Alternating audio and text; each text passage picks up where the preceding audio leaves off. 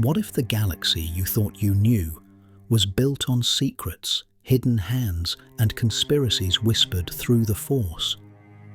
What if every missed blaster shot, every betrayal, and every survival was not chance, but design?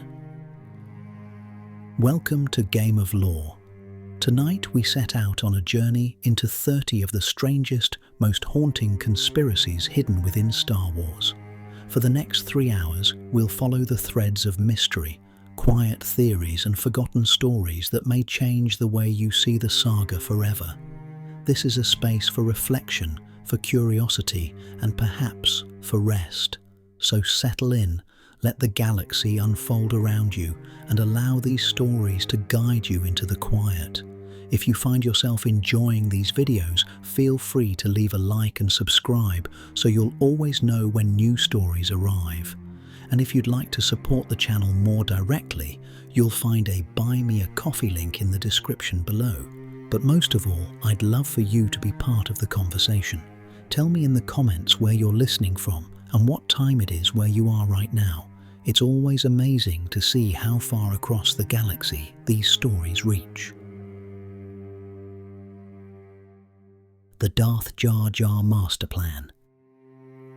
The galaxy's clumsiest Gungan, or a covert Sith Grandmaster who mid-stepped the Republic into Palpatine's arms.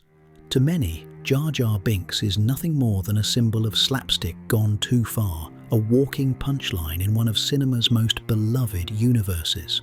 Yet for others, buried beneath the pratfalls and bumbling voice lies one of the most provocative conspiracies in Star Wars history, the Darth Jar Jar theory. Could this seemingly harmless fool have been designed as a hidden manipulator, a phantom Sith whose actions quietly restructured the galaxy?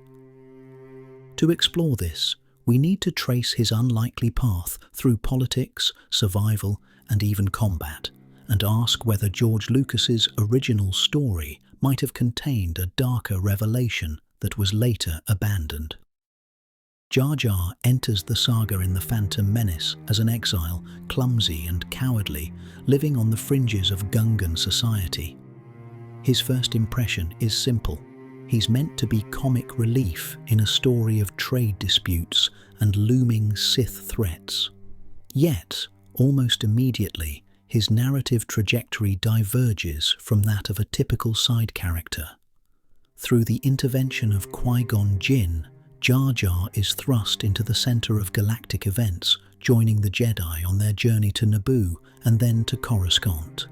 The conspiracy points out that this is the first step of a carefully designed deception. To hide a manipulator in plain sight, you must first present him as the least threatening figure possible. Jar Jar is introduced as an outcast precisely so no one would suspect his true importance. Consider the political consequences of his presence. By the time of Attack of the Clones, Jar Jar has risen from unwanted exile to a senator representing Naboo in Padme Amidala's absence. It is here that his most infamous act occurs. Standing before the Galactic Senate, he proposes that Chancellor Palpatine be granted emergency powers to repel the Separatist crisis. It's a moment of irony so sharp that fans could not ignore it. The Gungan, who cannot walk 10 paces without tripping, has just handed the future Emperor the very tools needed to dismantle the Republic. Supporters of the Darth Jar Jar theory argue that this was not mere naivete, but a deliberate maneuver. If one peers closely at the scene, Jar Jar uses his arms in broad, almost hypnotic gestures, the kind often associated with Jedi mind tricks. Could it be that the senators were not swayed by rhetoric, but by subtle Force persuasion? If true, Jar Jar may have been the greatest manipulator in the chamber, nudging the galaxy toward dictatorship under the guise of helpful incompetence. His uncanny survival in The Phantom Menace provides further intrigue. When he accompanies Qui-Gon and Obi-Wan through Naboo's underwater passage, their small vessel is pursued by a giant sea creature. Jar Jar panics, flails, and faints, only for another, even larger predator to appear at just the right moment, attacking the first and allowing the heroes to escape. The sequence plays as comic relief, yet the timing has always seemed too neat. The Conspiracy interprets this differently. Jar Jar wasn't fainting in terror, but concentrating. Was he using the Force to manipulate the creatures around them, ensuring their survival?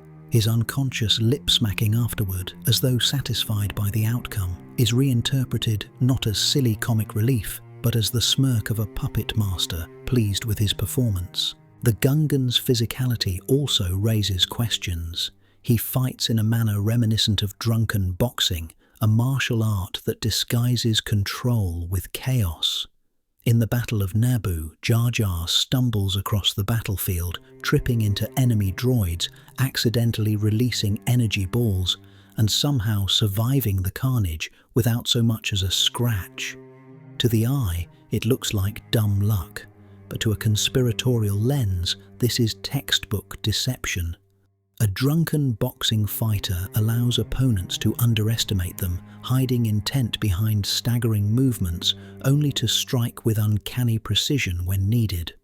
Was Jar Jar a trained practitioner of a Force-augmented equivalent, a Sith using chaos to manipulate the battle in his favor? The result was the humiliation of the droid army and a decisive victory for Naboo. Even his influence on people cannot be dismissed. In The Phantom Menace, Qui-Gon Jinn must use the Force to persuade Boss Nass to provide troops for the defense of Naboo. Later, Jar Jar himself seems to replicate this effect in the Senate, swaying a massive assembly despite his fumbling speech. One must ask, how does a senator with no training in rhetoric or experience in politics convince thousands of delegates to pass one of the most consequential motions in the Republic's history? The simplest answer is that he was not relying on words at all.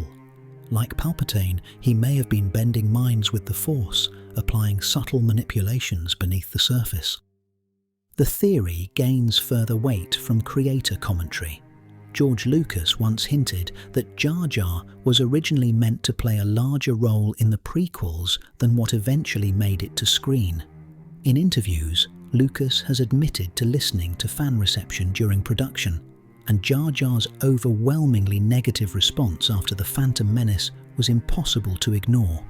Could it be that the Darth Jar Jar arc was abandoned midstream, quietly excised to prevent fan backlash from derailing the trilogy?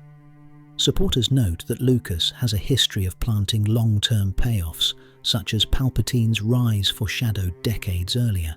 If Jar Jar was intended as a secret Sith or at least an accomplice, the foundation was certainly in place. His sudden sidelining in Revenge of the Sith, where he only appears in the background and utters no lines, could reflect a narrative that was quietly shut down. Some fans even point to the structural needs of the prequels.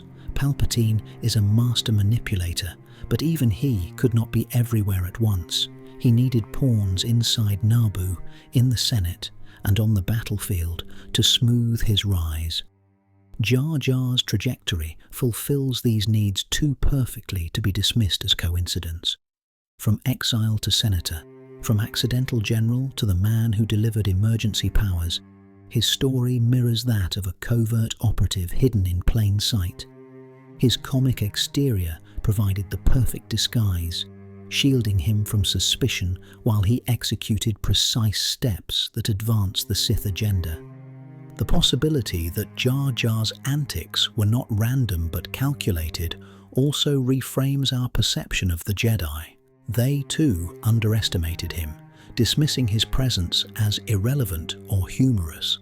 Yet time and again, his actions influenced the course of galactic history. If the Jedi, blinded by arrogance, failed to notice a Sith apprentice hiding behind floppy ears and a bumbling tongue, then their downfall becomes all the more tragic and all the more inevitable. Even decades later, the Darth Jar Jar conspiracy thrives because it taps into something elemental about Star Wars. The saga has always been about deception, masks, and hidden truths. The Sith thrive on disguises, using shadows and manipulation to twist destiny to their will.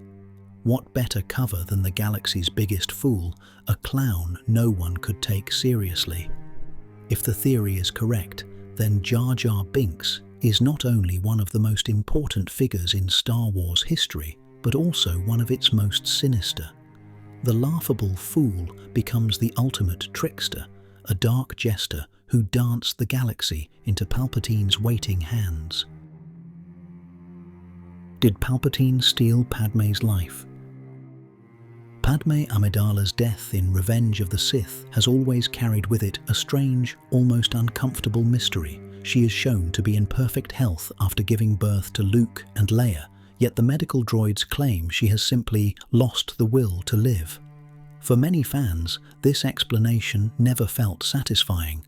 Padmé was a woman of resilience, a leader who had fought tirelessly for peace in the Republic, and a mother who had just delivered 2 children. To imagine her simply giving up as the galaxy collapsed around her rings hollow.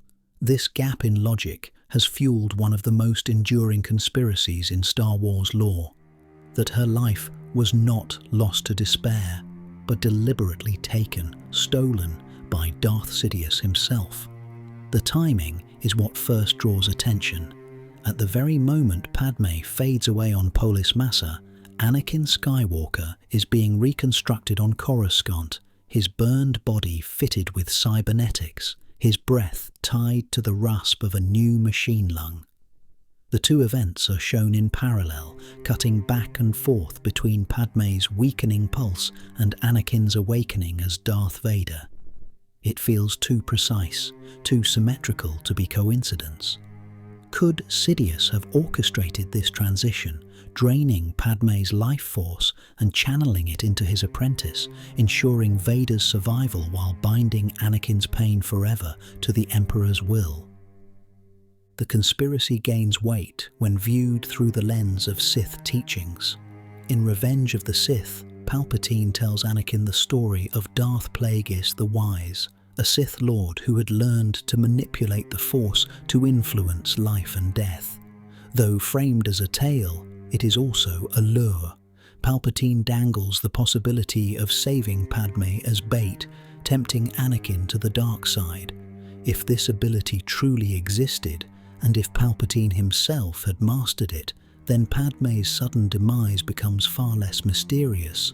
What better way to ensnare Anakin fully than to make him believe his desperate choices had doomed her, when in reality Palpatine may have been pulling the strings all along? Supporters of the theory point to Palpatine's expression when he informs Vader that Padmé is dead. Rather than sorrow, there is a flicker of satisfaction, almost a cruel delight, in watching Anakin's anguish erupt into a scream of rage. It is as though Palpatine knows the final bond to Anakin's old life has been severed. With Padmé gone, Anakin has nothing left but him. This aligns with the Sith Lord's pattern of manipulation. Strip away all attachments, then offer himself as the sole constant. By draining Padmé's life to preserve Vader, Palpatine not only gains a weapon, but ensures that weapon is utterly dependent on him. Legends material and expanded canon also provide context.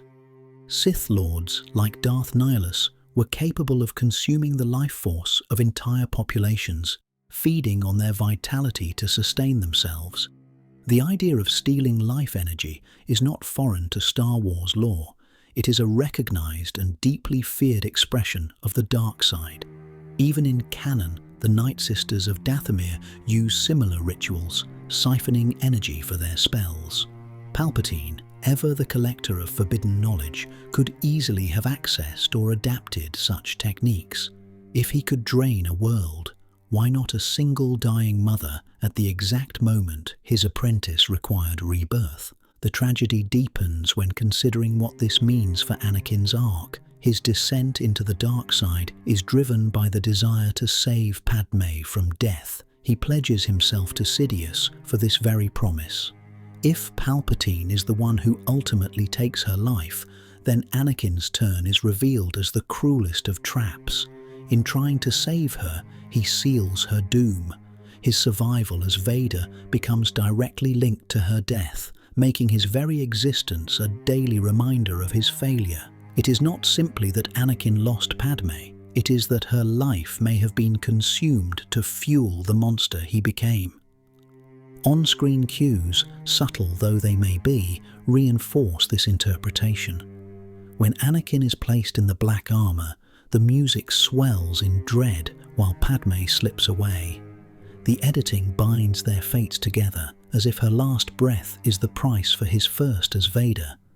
The droid's explanation of "lost the will to live" feels deliberately evasive, a narrative bandage over something more sinister. Star Wars has always embraced mythic archetypes, and the idea of a life-force exchange, one lover dying as the other is reborn, fits neatly within that tradition. Why would Sidious go to such lengths? The answer lies in control. Anakin, as Vader, is powerful but volatile. Palpatine knows this. By ensuring that Vader's survival is tied to the death of the one person he loved most, Palpatine guarantees his apprentice's loyalty through despair. Grief becomes shackles, binding Vader more securely than chains ever could. Every mission, every slaughter, is performed by a man haunted by the knowledge that the woman he wanted to save is gone, possibly by his own hand. Palpatine turns love into a weapon and loss into a leash. Even if George Lucas never intended for this to be literal, the conspiracy thrives because it fits so naturally into the themes of the saga. The Sith are manipulators, twisting hope into despair, promise into betrayal. Palpatine's rise is marked by his ability to orchestrate every outcome, ensuring that even tragedy serves his design.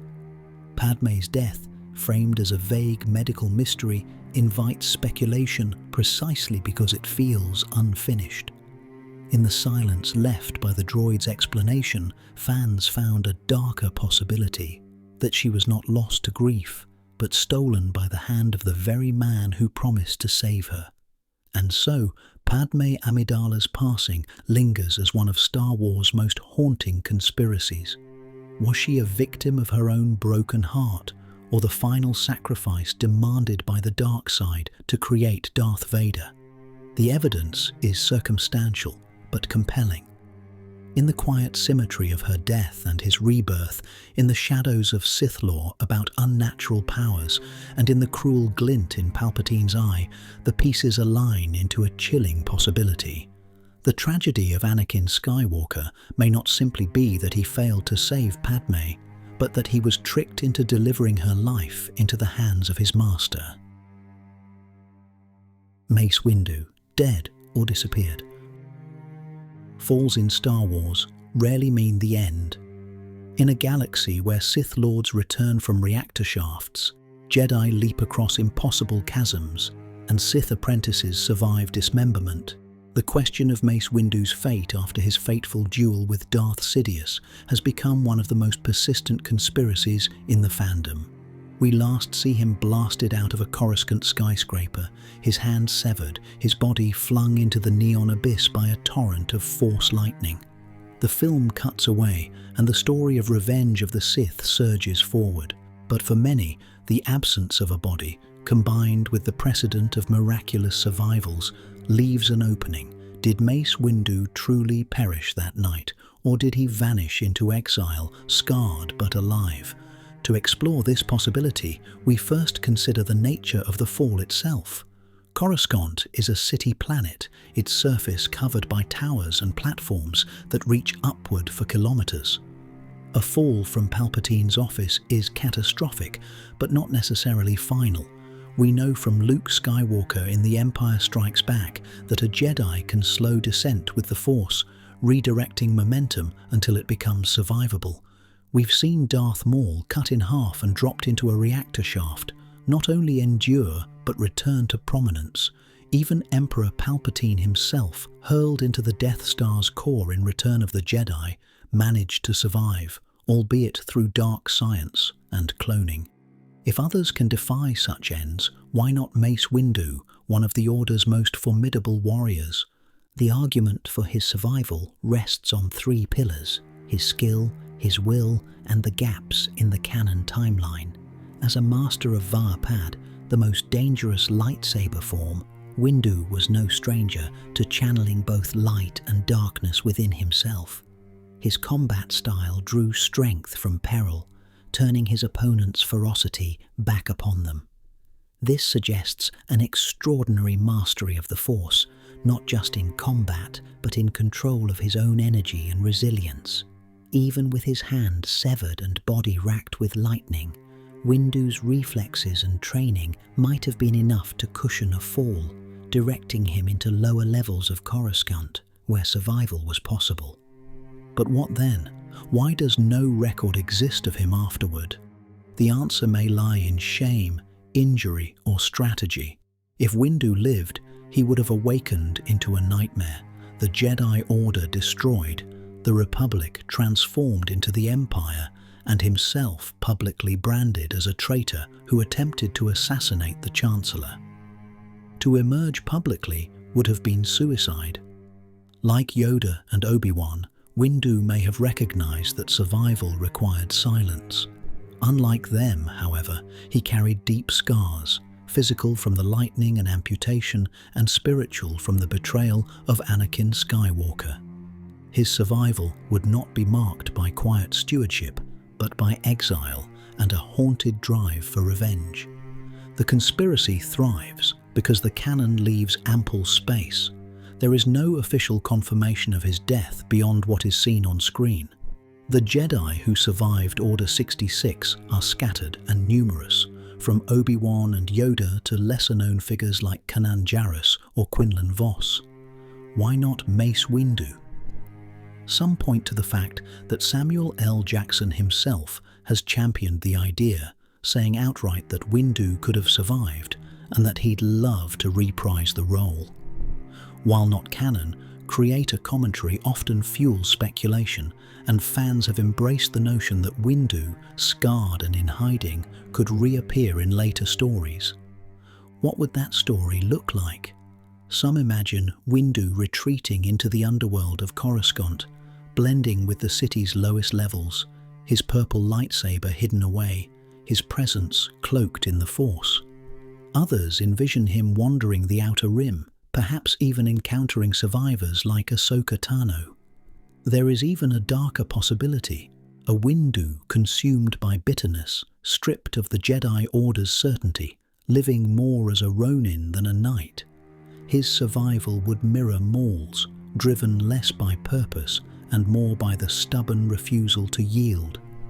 And then there is the dream match, Mace Windu versus Darth Vader, the apprentice who betrayed him, now twisted into a mechanical juggernaut, facing the master who once tried to end Palpatine's reign before it began.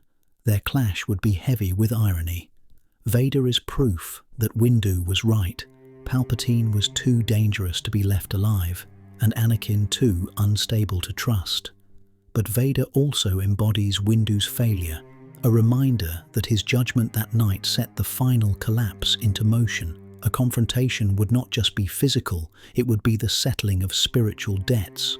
Could Windu, scarred but alive, face the monster Anakin had become? Could Vader, who owes his Sith transformation to that fateful duel, ever forgive or overcome the memory of Windu's strike against his master? The plausibility of Windu's return is not without obstacles. He is conspicuously absent in Rebels, Obi-Wan Kenobi, and the sequel era, where his presence would surely matter. To reconcile this, the conspiracy argues that his injuries were catastrophic, forcing him into obscurity. Perhaps he lived a life of hiding, broken and unfit to fight, a ghost of the man he once was. Or perhaps he chose seclusion, convinced that his failure disqualified him from ever bearing the title of Jedi again. The fascination with this conspiracy comes not only from its plausibility, but from its thematic weight. Windu surviving reframes the tragedy of the prequels. The Jedi were not entirely lost, but fractured, each survivor grappling with exile in their own way. Yoda became a hermit, Obi-Wan a guardian, Ahsoka a wanderer. Windu, in this vision, becomes the scarred warrior who could not reconcile his failure, hiding in shadow until the galaxy forgot him. Whether or not it is true, the question lingers because it touches on one of Star Wars' oldest patterns, that survival and rebirth are never simple. Death can be final, or it can be a door. And in a saga where Sith, Jedi, and even clones defy the grave, the idea that Mace Windu disappeared into the abyss only to emerge later remains not only possible, but irresistibly tantalizing. The Jedi engineered the rule of two. What if the most famous doctrine of the Sith, the rule of two, was not their proudest innovation, but their greatest weakness, carefully planted by their sworn enemies? It is one of the more unsettling conspiracies whispered in the corners of Star Wars lore, that the Jedi themselves seeded the rule of two, ensuring the Sith would forever devour their own strength, generation after generation, in a cycle of self-erasure disguised as wisdom. If true, it reframes 1,000 years of galactic history. The Sith, for all their cunning, may have been pawns in a long Jedi psyop, doomed to repeat a fatal pattern. The canonical story tells us that the rule of two began with Darth Bane, a survivor of the Sith civil wars a millennium before the Clone Wars. The Sith, we are told, had grown too numerous, too ambitious, and too greedy. Their lust for power turned them against one another until they tore themselves apart. Out of this ruin, Bane forged a new creed. No more sprawling brotherhoods of Sith, no more armies of dark warriors. Instead, there would only ever be two: a master to embody the power of the dark side, and an apprentice to covet that power. The cycle would continue endlessly, each apprentice eventually slaying their master and growing stronger in turn. But the conspiracy asks, why would such a philosophy take hold so strongly, without question, across 1,000 years? And why would a system designed to prevent infighting still guarantee the loss of knowledge with every generation? If one looks at the results, the rule of two appears less like a cure and more like a cage, ensuring that no matter how powerful a Sith became, their order as a whole could never rise beyond a handful of individuals. Ancient Jedi records, some argue, hold the first hints. Hidden deep in the archives are cryptic passages describing councils of Jedi who studied the psychology of their rivals, looking not only for ways to defeat the Sith in battle, but to undermine them at their very core. The Jedi understood that Darksiders were driven by hunger, ambition, and paranoia. Where Jedi thrived in cooperation, the Sith thrived in suspicion. The key, then, was not to destroy the Sith outright, but to turn their nature against them, encouraging structures that maximize their infighting and minimize their ability to build lasting legacies. The conspiracy suggests that Jedi operatives, lore keepers, archivists, perhaps even spies, seeded Sith holocrons with fragments of philosophy, half-truths wrapped in the promise of power.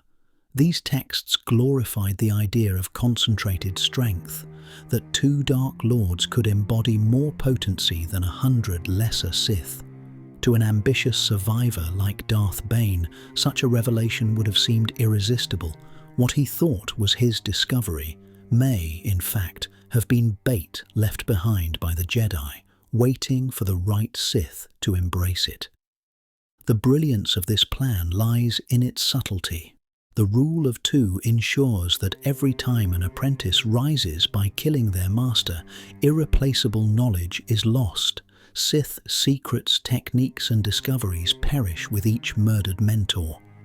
What remains is a fragmented chain of teachings, never able to accumulate into the unstoppable force the Sith might have become if they had embraced collective strength. In contrast, the Jedi built a system of continuity, masters training many apprentices, knowledge shared across councils, and traditions preserved. One order grew stronger with time, the other ensured its own weakness. Why didn't any Sith break free? The conspiracy points to the possibility of embedded compulsion, force suggestions hidden in the very structure of the doctrine, subtly influencing each generation not to question its premise. Sith Lords prided themselves on defiance, yet none ever dared to discard the rule entirely. Even when apprentices rebelled, they did so within the system, killing the master and taking their place. The idea of abolishing the cycle never truly emerged. Was this blind spot natural arrogance, or the result of a carefully designed trap?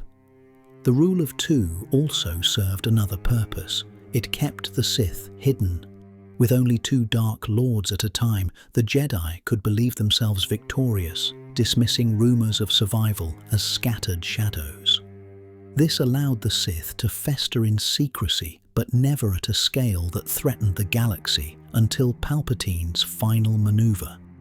If the Jedi did cede the rule, they may have accepted the risk of one eventual resurgence in exchange for centuries of relative peace. Better one Sith in hiding than 100 marauding armies. The conspiracy gains even more weight when considered against Sith behavior in the expanded lore. Time and again, Sith Lords become obsessed with immortality, cloning, or bending the rules of nature itself. From Darth Plagueis' experiments to Palpatine's own resurrection, these obsessions look less like curiosity and more like desperation, a subconscious attempt to escape the cage of the rule. They sought ways to preserve what their system constantly stripped away: continuity, stability, the passing of accumulated power. But they could never break the loop. In the end, the rule of two stands as both a testament to Sith cunning and, perhaps, Jedi manipulation. Outwardly, it appears as the ultimate distillation of dark philosophy, pure strength distilled into a single line of succession.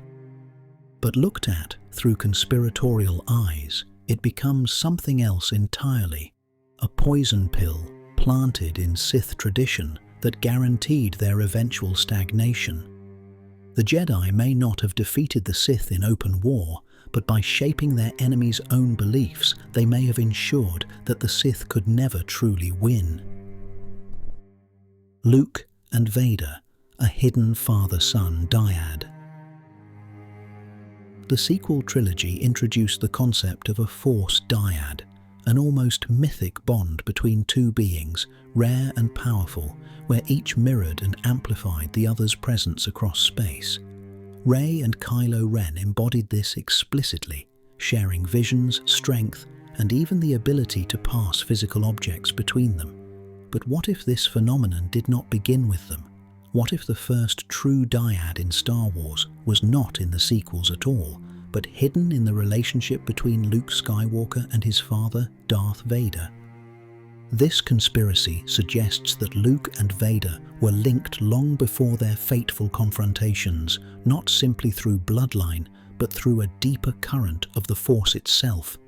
Their connection, unconscious and unspoken, may explain how Luke resisted temptations that broke more experienced Jedi, why he could sense conflict within Vader when no one else could, and why their duels carried the strange rhythm of mirrored learning. From the moment Luke enters the saga, he is drawn toward visions of his father. Obi-Wan tells him that Anakin was a great Jedi killed by Darth Vader. Later, in the swamps of Dagobah, Luke confronts a vision of Vader in the cave, a foreshadowing that blurs their identities, ending with Luke's own face staring back from beneath the helmet. The dyad theory reframes this moment not simply as a lesson about fear, but as an early manifestation of the Force linking father and son. Luke is not just seeing what he might become, he is glimpsing the living bond already uniting him with Vader.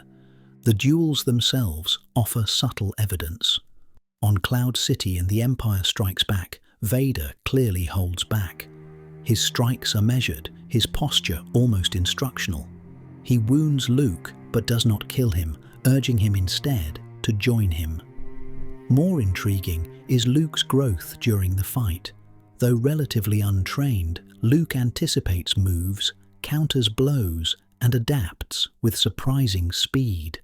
Supporters of the dyad theory argue that Luke was not learning only from Yoda's brief lessons or Obi-Wan's ghostly whispers, but from Vader himself, absorbing patterns through their shared bond. Each swing of Vader's blade was not just a threat, but a lesson transmitted directly into Luke's instincts. By the time of their rematch in Return of the Jedi, the dynamic has shifted. Luke's style mirrors Vader's in ways that seem uncanny. His strikes are heavier, his posture darker, as if he has internalized Vader's own approach. Yet when Luke teeters on the edge of rage, raising his saber for the killing blow, he suddenly stops. He looks at his mechanical hand, then at his father's, and understands the path he is on. The dyad conspiracy suggests that this clarity was not only Luke's moral strength, but also the bond itself. Through their connection, Luke could feel the weight of Vader's suffering, the cost of giving in to anger.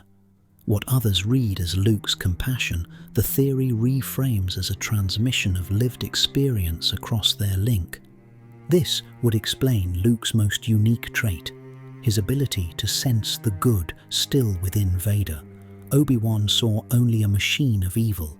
Yoda declared that Luke must face Vader without hope of saving him. Yet Luke, almost naively, insists otherwise. He tells Leia, "There is good in him. I have felt it." The dyad theory makes this more than optimism. Luke felt Vader's conflict in the Force itself, not as vague disturbance, but as intimate resonance. Each time Vader struggled, each flicker of Anakin Skywalker within him, Luke experienced echoes of that turmoil. For Luke, Vader's redemption was not an abstract hope, but a tangible certainty, something he could literally feel. This bond also recontextualizes moments where Luke uses darker techniques without falling. In Jabba's palace, he force chokes Gamorrean guards. For another Jedi, such an act might risk corruption, but Luke does not falter, nor does he descend into darkness. The dyad may have taught him unconsciously the line between using aggression and being consumed by it. Every moment of Vader's torment, every compromise, every wound, had already been impressed upon Luke through their connection, granting him an inner map of where the dark side led. Even their silence speaks volumes. In Return of the Jedi, as Luke is brought before the Emperor, Vader watches him closely. The two exchange almost no words, yet there is a palpable current between them. When Luke finally throws aside his weapon, declaring, "I am a Jedi like my father before me," the words land with an impact beyond rhetoric. In that moment, Vader feels Luke's conviction not as an argument, but as a direct, unfiltered transmission of truth. Through the dyad, compassion was undeniable. Palpatine could cloud minds, but he could not sever the bond between father and son. The dyad theory even extends beyond their lifetimes. In The Rise of Skywalker, Palpatine refers to the dyad of Rey and Kylo as a power like life itself, unseen for generations. Some interpret this as confirmation that Luke and Vader's bond was a precursor, an unacknowledged dyad that foreshadowed what would later manifest more fully in their descendants' legacy. Perhaps the Skywalker line itself carries a natural propensity for such bonds, an echo of balance woven into the family bloodline. In the end, whether or not Luke and Vader were truly a dyad, the conspiracy offers a new way to interpret their story. Instead of a son redeeming a father through faith alone, it becomes a tale of two beings sharing one thread of the Force, each shaping the other until compassion triumphs over despair. Vader's redemption, then, is not just Anakin's choice, but the inevitable culmination of a bond too strong to be broken, even by the Emperor himself. The Jedi Mind Trick's dark origin. These aren't the droids you're looking for. With a simple hand wave and a few calm words, Obi-Wan Kenobi redirects the thoughts of two stormtroopers, saving himself and young Luke from discovery in Mos Eisley. The Jedi mind trick is one of the most iconic Force techniques in the saga, portrayed as a subtle, almost harmless persuasion. Yet some fans whisper a darker theory, that the mind trick is not uniquely Jedi at all, but a rebranded Sith power born in the shadow of domination rather than the light of guidance. If true, the Jedi Order's most charming signature ability may be little more than a sanitized form of mind control, carefully renamed to mask its disturbing origin. To understand this conspiracy, one must first consider the mechanics of the technique. When a Jedi performs a mind trick, the target does not simply agree. They repeat the suggestion in a dazed monotone, often against their own better judgment. Stormtroopers abandon searches, guards unlock doors, and weak-minded beings obey commands they otherwise would resist. It is not persuasion in the ordinary sense. It is an overwrite of thought, a bending of will. The victim is left altered, sometimes with little or no memory of the encounter. This effect aligns uncomfortably well with ancient Sith practices described in legends, where domination of the mind was a hallmark of the dark side. The conspiracy proposes that long before the Republic's golden age, Jedi scholars encountered Sith texts and rituals that detailed ways to crush and subjugate the wills of others. Recognizing both the usefulness and danger of such powers, the Jedi rebranded the practice. Instead of domination, it became mind touch, softened by terminology and framed as a gentle nudge rather than an act of coercion. By teaching their initiates to view it as persuasion for the greater good, the Jedi masked its sinister roots, much as they reframed other aspects of Force practice over the centuries. Evidence for this theory arises in the exceptions. Some species are famously resistant to mind tricks, Toydarians like Watto, Hutts like Jabba. Their resistance makes sense if the ability was designed as domination. Species with stronger natural mental defenses, evolved over millennia to resist manipulation, would shrug off the attempt. Indeed, Jabba scoffs openly at Luke's effort in Return of the Jedi, calling it weak. To him, the attempt is not harmless persuasion, it is a crude attempt at coercion that his mind easily repels. Another clue lies in how novices discover the trick. Many Jedi Padawans struggle to master it under ordinary conditions, yet often succeed when under duress or frustration. Stress, fear, or anger sharpen the attempt, aligning more closely with dark emotions. In this light, the technique may require a brush with the dark side to function at its strongest, revealing its Sith ancestry. That would also explain why mind tricks sometimes verge into cruelty.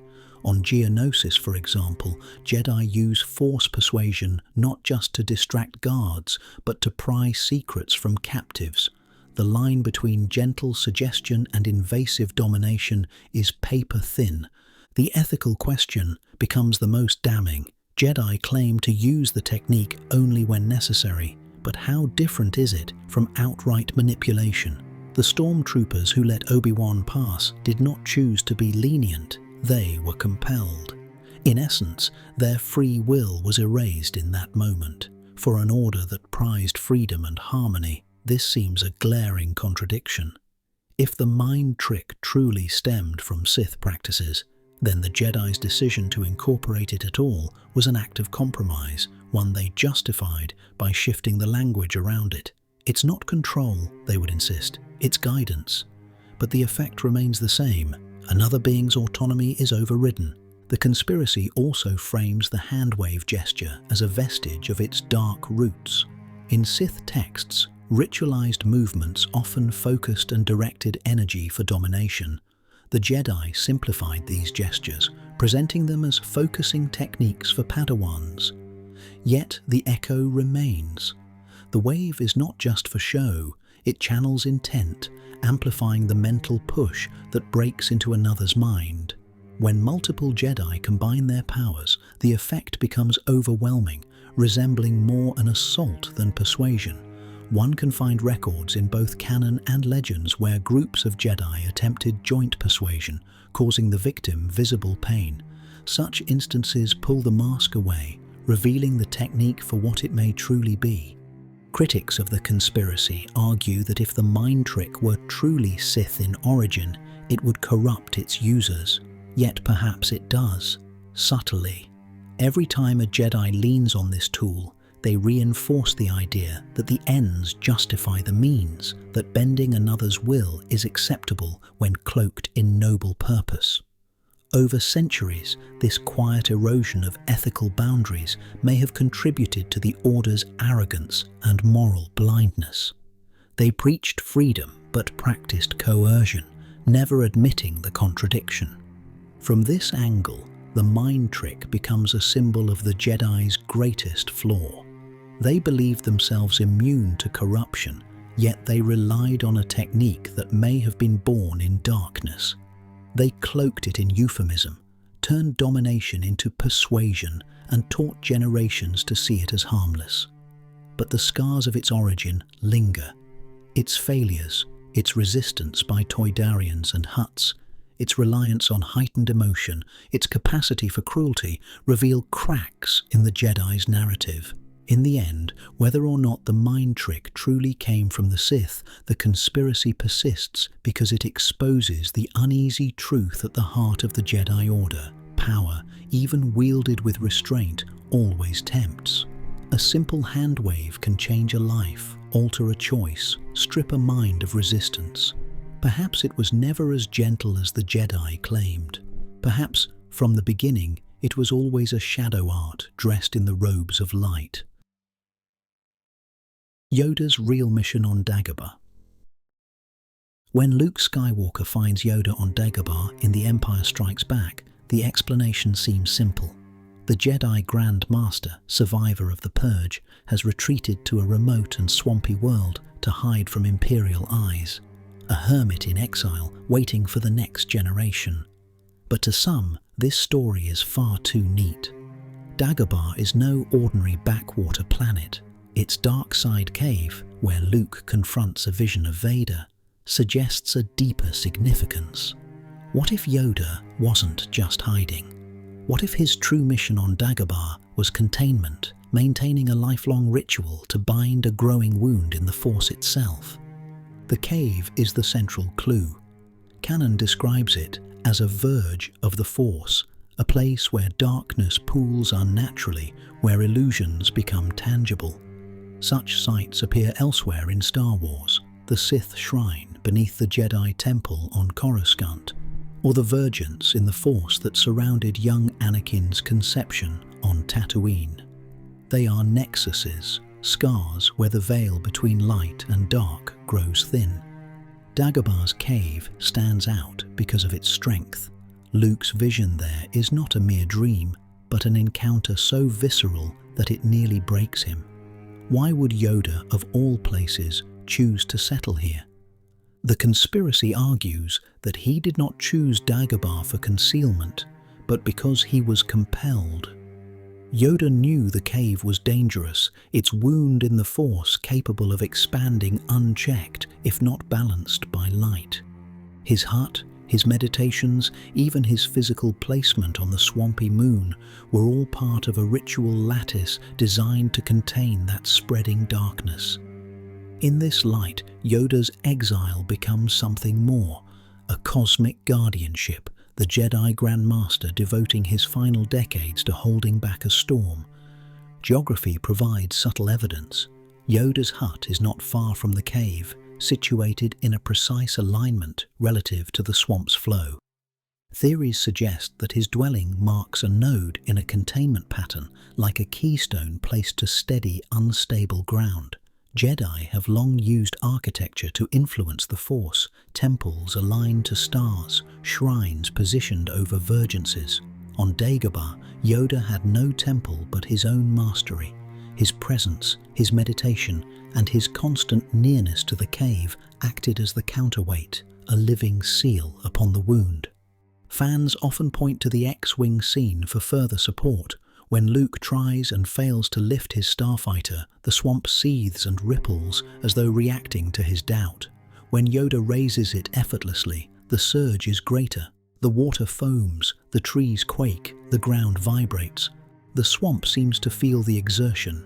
To the Conspiracies lens, this is not merely cinematic flair, but evidence of a volatile force environment. Dagobah itself was alive with energy, surging whenever great power was channeled. Yoda's serene control wasn't just about demonstrating mastery, it was about stabilizing the balance so that Luke's presence would not rupture the fragile containment. The theory deepens when considering what happens after Yoda's passing. In Return of the Jedi, Yoda fades into the Force, leaving Luke alone. But what of Dagobah's wound? Some speculate that Yoda's death removed the counterbalance. The cave's influence may have grown unchecked, spilling into the galaxy in subtle ways. In this view, the resurgence of darkness in the sequel trilogy, the rise of Snoke, the fragmentation of the Jedi legacy, could trace roots back to Dagobah's wound no longer being bound. Without Yoda's living presence, the galaxy lost not just a master, but a linchpin in the Force. It also reframes Yoda's teachings. His cryptic lessons about failure, attachment, and fear may not have been abstract philosophy, but drawn from years of direct struggle with the cave's influence. Living beside such a wound, he would daily confront visions, temptations, and the weight of the dark side pressing against him. His calmness, his deliberate patience may have been cultivated as armor against a tide he never allowed himself to escape. When he warns Luke that the dark side is quicker, easier, more seductive, he is not speaking in generalities. He is speaking from daily survival, from the intimate knowledge of a place where darkness whispers constantly. There is even precedent for such guardianship in Jedi tradition. The Order built their temple on Coruscant above a Sith shrine, consciously or not suppressing the wound beneath it. They stationed watchmen at remote verges, posted knights to worlds where balance faltered. Yoda, as Grand Master, may have chosen Dagobah as his final charge, one last duty to hold the line. His exile was not a retreat, but an assignment only he could fulfill. The conspiracy thrives because it reshapes exile into sacrifice. Rather than a fallen master licking his wounds in shame, Yoda becomes something greater, a sentinel who bound himself to a dangerous nexus so that the galaxy might endure. His hut and cane, his swampy solitude, were not signs of defeat, but tools of vigilance. For decades, he sat at the edge of darkness, a living barrier between the wound and the galaxy beyond. And perhaps this explains why Luke had to meet him there. Training in Dagobah's environment was not accidental. To understand the Force, Luke had to experience its extremes, the raw surge of the swamp, the illusions of the cave, the steady hand of a master who had spent a lifetime containing what could never be destroyed. The lessons Luke carried from Dagobah were not just about patience or lifting stones. They were about balance, born from the very heart of a wound Yoda had spent his life binding. Sifo Dyas and the Clone Army paper trail. The Clone Wars begin with a mystery. A decade before the first shots are fired, a Jedi Master named Sifo Dyas supposedly commissions a clone army from the cloners of Kamino. When Obi-Wan Kenobi stumbles onto the operation in Attack of the Clones, the revelation stuns the Jedi Council. Thousands of soldiers bred, trained and waiting, all under the Republic's banner. Yet the Council never authorized such an order. The name Sifo Dyas appears as the key. But what role did he truly play? Was he a visionary Jedi trying to prepare for conflict, a pawn in Darth Sidious's design, or simply a name co-opted to cover someone else's scheme? The paper trail, buried in missing records and altered archives, remains one of the most tantalizing conspiracies in Star Wars lore. On the surface, the official story is straightforward. Around 10 years before the Clone Wars, Sifo Dyas foresaw growing galactic unrest. Believing that the Republic would soon face war, he arranged for the creation of an army in secret. Shortly afterward, he was killed, his ship sabotaged in a plot orchestrated by Darth Sidious and his apprentice, Count Dooku. The army then conveniently appeared at the exact moment the Republic required it, allowing Chancellor Palpatine to seize emergency powers and plunge the galaxy into war. The timing is so perfect, so orchestrated, that the conspiracy begins right there. Could one Jedi truly have acted alone in commissioning an army of this scale, or was his name deliberately planted as part of a larger deception? The most glaring irregularity lies in the Jedi archives. When Obi-Wan asks about Kamino, Jocasta Nu informs him that no such planet exists in the official records. Yet Master Yoda and the younglings are able to detect its gravitational pull, revealing that the system has been erased from the archives. This is not the work of Sifo Dyas, it is the work of someone with both access and intent to conceal. The finger here points toward Count Dooku. As Master Dooku, he would have enjoyed access to the archives before his departure from the Order. Erasing Kamino ensured that only by chance or manipulation would the Jedi stumble onto the clone army, maintaining Sidious's timeline. The question of intent is central. Some accounts suggest that Sifo Dyas genuinely did advocate for the creation of an army, warning the Council of dangers ahead. If so, he may have planted the seed, only for Sidious and Dooku to hijack it. In this reading, Sifo Dyas becomes the perfect scapegoat, his foresight twisted into cover for the Sith's manipulation. Other interpretations propose that Sifo Dyas never ordered anything at all, and that Dooku simply used his name after arranging for his death, weaving him into the deception so the Jedi would believe a member of their own had been involved. Either way, the ghost of Sifo Dyas became the signature on the Republic's most consequential contract. Order 66 itself deepens the conspiracy. Inhibitor chips implanted in the clones compelled them to turn on the Jedi at the Chancellor's command. Did Sifo Dyas envision this? The evidence says no. The chips appear to have been engineered by Sith-aligned cloners or under Dooku's direct supervision. Their purpose was not defense, but extermination. If Sifo Dyas had any role at all, it would have been limited to advocating for an army, not programming its hidden betrayal. This makes his name on the Kamino files even more suspicious. A red herring designed to make the Jedi hesitate, unsure whether one of their own had betrayed them, and hesitate they did. The Jedi Council's response to Obi-Wan's discovery is strangely passive. They note the irregularities but allow the Republic to deploy the army regardless, citing necessity. Was the Council outplayed, lulled into inaction by bureaucratic confusion, or was there a deeper complicity, an inertia bred by their own arrogance? The Jedi, by failing to demand clarity, became participants in their own downfall. Some conspiracies even argue that Sidious counted on this very flaw. By attaching Sifo Dyas's name to the Order, he ensured the Council would hesitate to unravel it, unwilling to fully expose one of their own. The fingerprints of Sidious and Dooku are everywhere. Dooku, under his Sith identity Darth Tyrannus, directly recruited Jango Fett as the template for the clones. He worked with the Kaminoans, shaping their obedience, ensuring they would raise no questions about orders. Sidious, meanwhile, orchestrated the larger galactic crisis, ensuring that when the army appeared, it would be embraced as salvation rather than questioned as conspiracy. Sifo Dyas's name was merely the cover, a bureaucratic ghost haunting the paperwork so effectively that the Jedi convinced themselves the situation was half legitimate.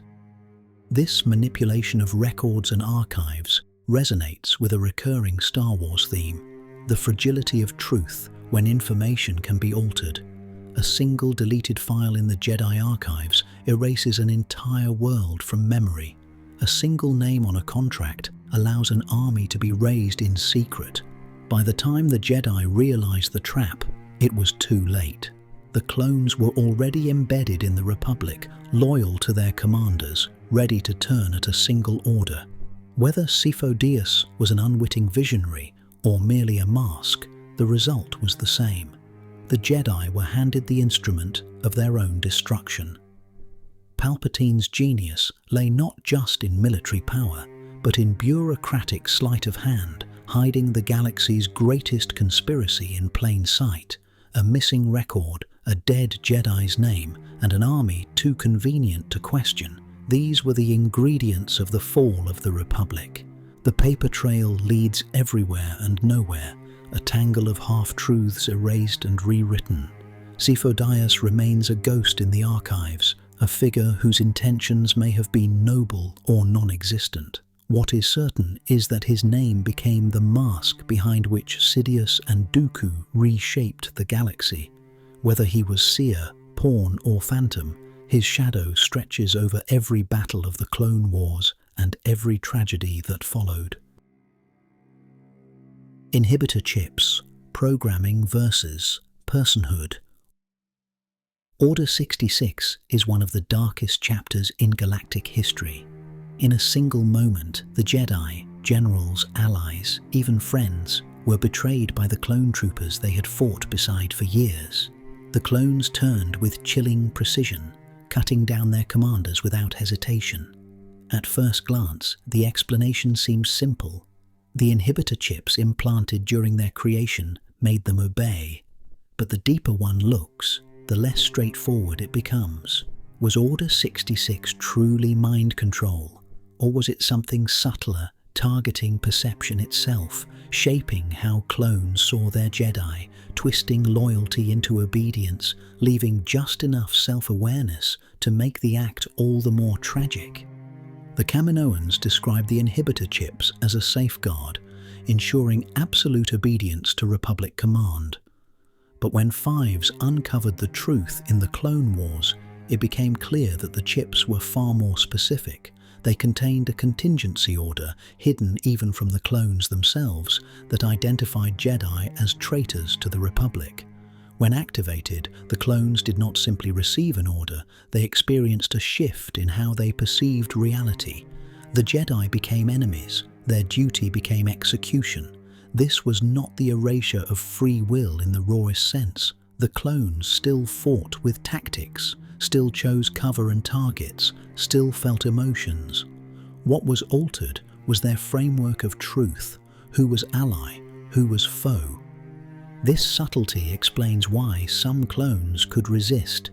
Captain Rex, for example, held back long enough to warn Ahsoka Tano before his chip fully overtook him. Cut Lorquain, who deserted before the war's end, was never triggered, but his absence raises questions. Had he remained, would his stronger sense of individuality made resistance easier? And then there is Clone Trooper Tup, whose malfunctioning chip caused him to kill Jedi General Tipler prematurely. His confusion, his grief, and his inability to explain what compelled him point to the disturbing reality. The chips did not suppress individuality, they rewrote it in an instant. The targeted obedience raises haunting questions about design intent. Why make the chips so surgical, so precise? If absolute control was possible, why not make the clones total automatons? The conspiracy argues that this was intentional. The Sith, likely through Dooku and ultimately Sidious, wanted the clones to retain their personalities, their bonds, and their loyalty right up until the moment they struck. The betrayal would be deeper if it came from friends. The Jedi would sense no mechanical compulsion, no hollow husks. They would die at the hands of soldiers who still loved them, whose minds had been turned just enough to see them as traitors. It was psychological warfare designed to shatter not only the Order, but the very memory of the Jedi in galactic consciousness. Who wrote the specifications for such a chilling device? The Kaminoans claimed it was Sifo-Dyas's commission, a safeguard built into the army. But as the conspiracy surrounding Sifo-Dyas suggests, his name was more cover than cause. Count Dooku, acting as Darth Tyrannus, recruited Jango Fett, and oversaw the Camino project. It is not difficult to imagine that he, and by extension, Sidious, ensured the chips contained far darker programming. Caminoan compliance may have been purchased through deception or intimidation, leaving them to believe the chips were practical fail-safes while their true purpose remained hidden. The existence of Order 66 also ties into Sith philosophy. For centuries, the Sith sought not only to destroy the Jedi physically, but to annihilate their legacy. What better way than to make their deaths a betrayal from within? The chips ensured that every Jedi would fall not in honorable battle, but at the hands of their most trusted allies. Survivors would carry scars of doubt. Did my clones hate me all along? Was I blind to their true nature? The conspiracy suggests that this was Palpatine's intent all along, not just to kill the Jedi, but to erase their myth, tarnish their legend, and replace it with a narrative of treason. The moral horror deepens when we consider clones who resisted. Rex's struggle is the most famous, but canon and legends alike hint at others whose chips glitched or who felt enough conflict to hesitate. These moments prove the clones retained awareness even in the grip of programming. They knew on some level what they were doing. This makes Order 66 not pure mind control, but a forced realignment of perception. The clones were not puppets. They were men whose minds had been bent just enough to see their family as enemies.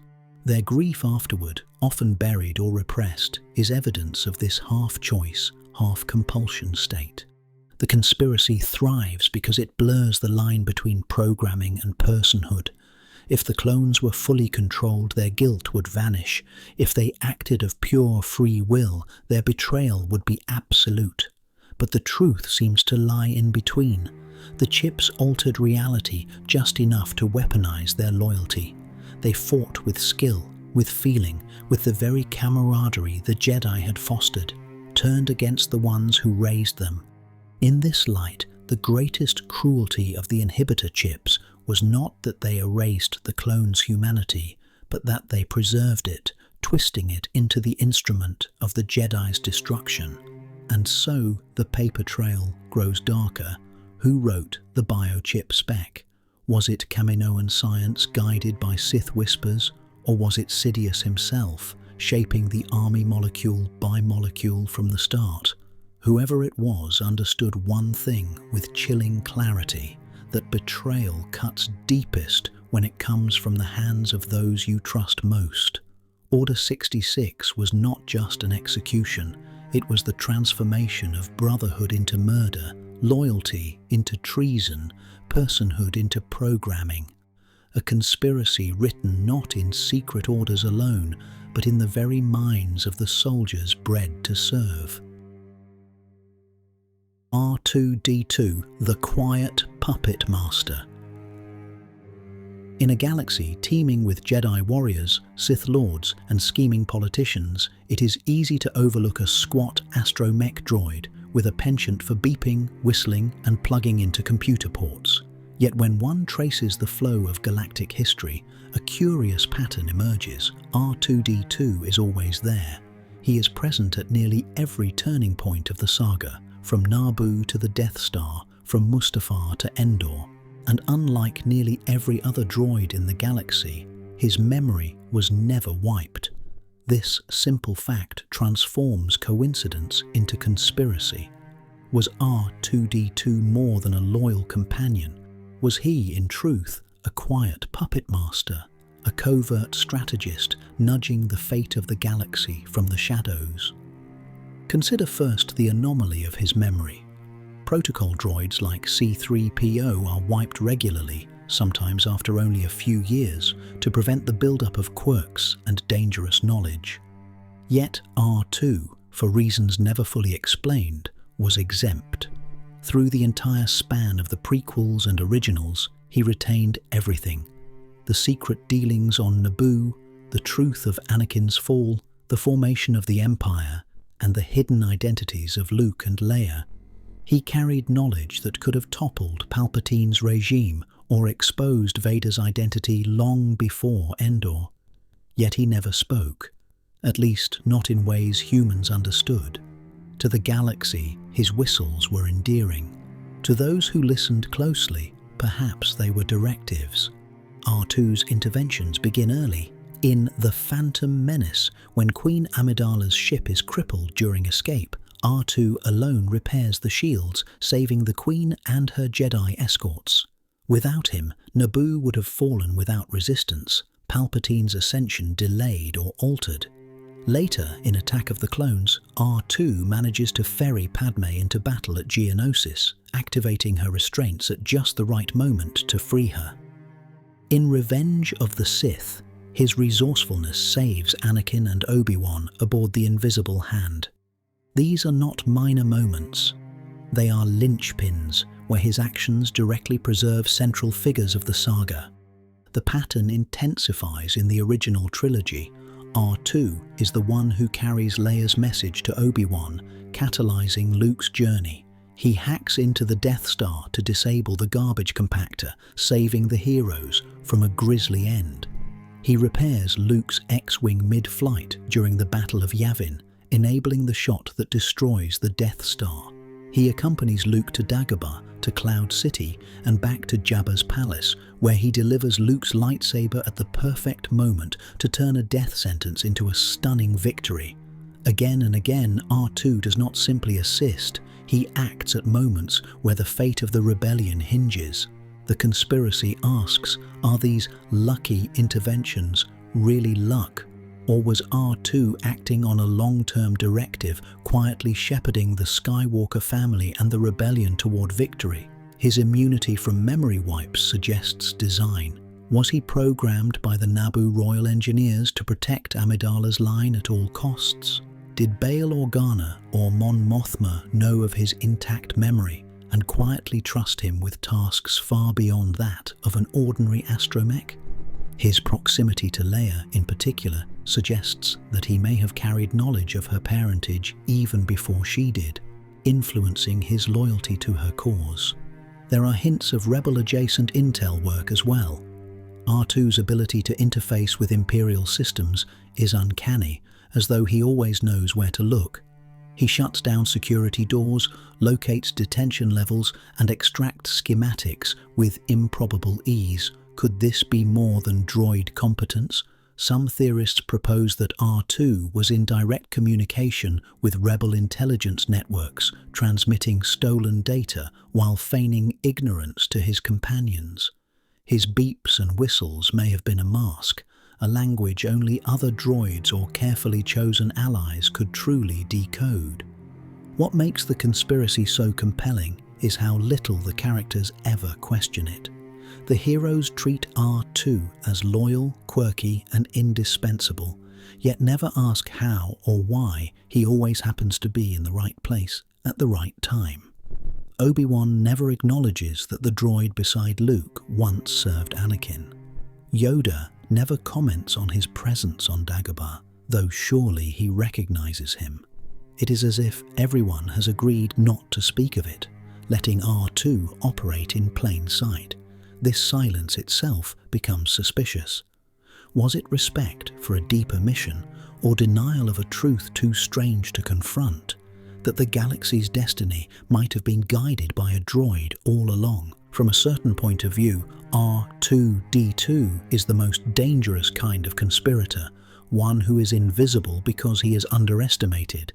He is not a senator, not a Sith, not even a Jedi. He is a machine, a helper, a companion, yet his interventions shift the trajectory of wars, save key figures at critical moments, and preserve secrets that could unmake empires.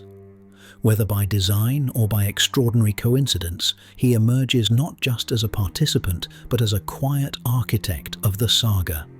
Perhaps that is the greatest irony of Star Wars.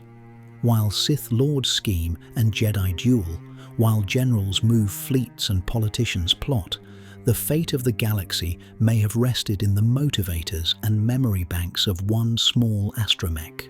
R2-D2, the eternal witness, the unforgotten archivist, the quiet puppet master who whistled his way through destiny. Qui-Gon's necessary fall gambit. Among all the Jedi, Qui-Gon Jinn stands apart. He is the maverick, the one who follows the living force rather than the rigid decrees of the Council. He disobeys orders, trusts his instincts, and above all else insists that destiny is larger than doctrine. His discovery of Anakin Skywalker in The Phantom Menace is often read as the act of a man blinded by prophecy, a stubborn master willing to risk everything on the so-called Chosen One. But a more unsettling conspiracy reframes his actions. What if Qui-Gon foresaw not just Anakin's potential for greatness, but his inevitable fall? What if he believed that only through darkness could balance truly be restored, and chose to set that path in motion, even knowing the cost? From the beginning, Qui-Gon's insistence on training Anakin put him in direct conflict with the Council. Yoda and Mace Windu both sensed danger in the boy, a shadow already clinging to him. They recognized his attachments, his fear of loss, and his raw power as dangerous traits. Yet Qui-Gon pressed harder, willing to risk his own standing to ensure Anakin's acceptance. Why defy the Council so strongly? The conspiracy suggests that Qui-Gon had glimpsed more than they had, a vision of the galaxy's future, one in which Anakin's fall was not an accident to be avoided, but a step to be embraced. As a student of the living force, Qui-Gon's perspective was unique. Unlike the Council, which gazed backward through prophecy and doctrine, Qui-Gon trusted the moment, the current of the Force as it unfolded. This made him more attuned to paradox, to the idea that what seems like destruction could in fact be renewal. If the Force itself willed Anakin into existence, born of no father, then perhaps his destiny could not be prevented. Perhaps darkness was the crucible through which balance would finally be forged. This lens reframes his final duel on Naboo. When Qui-Gon faces Darth Maul, he does not fight with the desperation of a man clinging to life. He fights steadily, almost serenely, as if he knows his time has come. Some even point to his choice to meditate briefly during the fight, a moment of stillness that seems out of place in a deadly duel. Was he gathering strength or resigning himself to what he had already foreseen? That his death was necessary to clear the path for Obi-Wan to train Anakin, setting in motion the chain of events that would eventually topple both Jedi and Sith. The conspiracy deepens when we consider his post-death teachings. Though he dies on Naboo, Qui-Gon returns as one of the first Jedi to retain consciousness after death, becoming a voice in the Force. He guides Yoda, teaching him how to commune with the living Force, and later influences Obi-Wan during his exile. Through this spectral presence, Qui-Gon continues to shape the saga. Did he whisper encouragements that pushed Luke to confront Vader with compassion rather than anger? Did his perspective on balance survive through his disciples, guiding the Skywalker line toward its final confrontation with darkness? In this interpretation, Qui-Gon's gamble was not about preventing the fall, but ensuring it happened in a way that served balance. Anakin becomes Vader, yes, but in becoming Vader, he annihilates the Jedi arrogance that blinded the Order and destroys the Sith line that corrupted the Republic. Through his ultimate redemption, he brings balance not by resisting darkness, but by passing through it. Qui-Gon, who trusted the living Force above all, may have seen this paradox before anyone else. But what does balance truly mean? The Jedi defined it as the elimination of the dark side. The Sith defined it as the triumph of power. Qui-Gon's perspective suggests something more nuanced, that balance requires both light and dark, each checked by the other. If Anakin had remained in the light, perhaps the Jedi's corruption would have grown unchecked. If he had embraced only darkness, the Sith would have prevailed eternally. But by moving through both, Anakin ultimately destroyed each extreme, leaving room for renewal. This makes Qui-Gon's role both tragic and prophetic. He may have known he would not live to see the outcome, but he trusted the living force enough to play his part, even if that meant igniting a chain of suffering across the galaxy. To the Council, his choices seemed reckless. To the Conspiracies' lens, they were deliberate, an acceptance of necessary pain to reach eventual harmony. And so Qui-Gon Jinn emerges as something more than a stubborn master. He becomes a secret architect of destiny, a man who saw that balance could not be achieved by avoiding the dark, but by passing through it. His necessary fall gambit, if true, makes him one of the most radical and haunting figures in Jedi history. The one who embraced paradox, trusted the living force, and perhaps set the galaxy on the painful but inevitable path toward balance. The prophecy's wording trap. Few phrases in Star Wars are more enigmatic than the Jedi prophecy of the Chosen One. A chosen one shall come, born of no father, and through him will ultimate balance in the Force be restored. For centuries, the Jedi interpreted this line with absolute conviction, believing it meant that a singular figure, Anakin Skywalker, would end the Sith and secure the triumph of the light. Yet, as with all prophecies, the danger lies not in the words themselves, but in their interpretation. What if the Jedi misunderstood the prophecy from the beginning? What if the true wording contained a trap?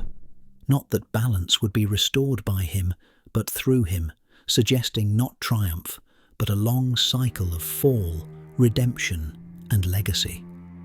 The Jedi Order's interpretation was shaped by their worldview. To them, balance meant the eradication of the dark side. They believed that the Chosen One would destroy the Sith and usher in an era of pure light. This was less a prophecy and more a projection of their own ideals, but the actual wording, preserved only in fragments of old Republic texts, is slippery. The phrase, "through him," carries ambiguity. It does not specify how balance will be achieved, nor whether the Chosen One himself will be the agent of restoration. It merely identifies him as a conduit, a figure through whom events will unfold. This subtle distinction reframes Anakin's story. He is not a messiah who directly restores balance, but a fulcrum upon which the galaxy pivots. His rise, his fall into Darth Vader, and his eventual redemption are not detours from the prophecy, but essential components of it. The balance is not accomplished by his remaining in the light, but through his plunge into darkness and eventual return. The Jedi's failure was not that Anakin failed the prophecy, but that they misread what balance truly required. Hints of cyclical equilibrium appear throughout ancient Jedi and Sith lore. The Old Republic was marked by repeated swings between dominance of the Sith and resurgence of the Jedi. Each cycle seemed to collapse under its own extremes. In some recovered fragments, balance is described not as stasis, but as correction, the Force asserting itself whenever one side grows too powerful. Darkness rises, light responds, light grows arrogant, darkness strikes back. The Chosen One prophecy may simply mark a particularly grand cycle, one centered around the Skywalker line, rather than across centuries of anonymous Jedi and Sith. The timing of Luke and Leia's birth strengthens this interpretation.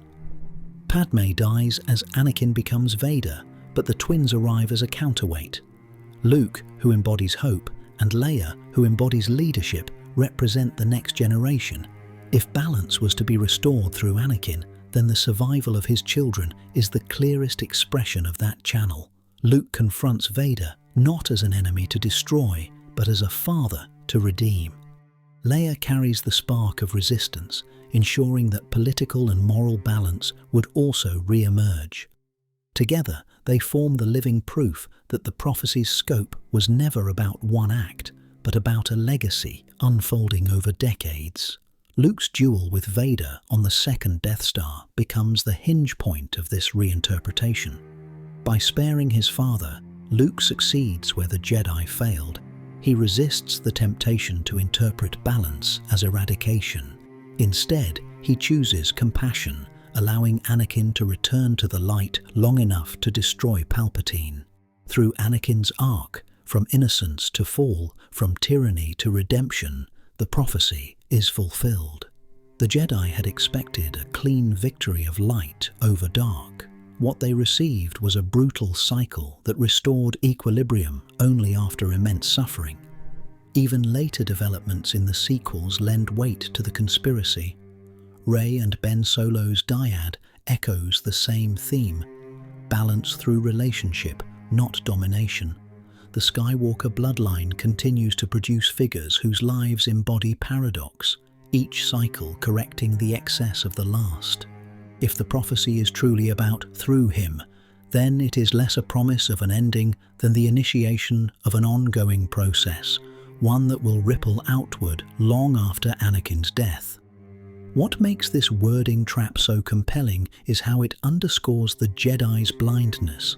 Their arrogance convinced them that prophecy would affirm their worldview. In truth, it revealed their flaw, their belief that balance meant only light. By misreading the text, they positioned themselves for disappointment and collapse, never realizing that the prophecy would demand the destruction of both Jedi and Sith as institutions. Balance did not mean victory, it meant recalibration. The conspiracy lingers because it fits seamlessly into the mythic structure of Star Wars. Prophecies in ancient traditions are rarely straightforward. They are riddles, traps for those who interpret them too literally. Anakin was not the Jedi's savior, but the galaxy's crucible. Balance was never about eradicating the dark, but about ensuring that no side could rule unopposed. And in that sense, the prophecy was fulfilled not by Anakin Skywalker, but through him, through his children, and through the enduring cycles of fall and redemption that followed. Corky Cries, the Obi-Wan heir conspiracy. When the Clone Wars introduced Corky Cries, nephew to Duchess Satine of Mandalore, fans immediately raised their eyebrows.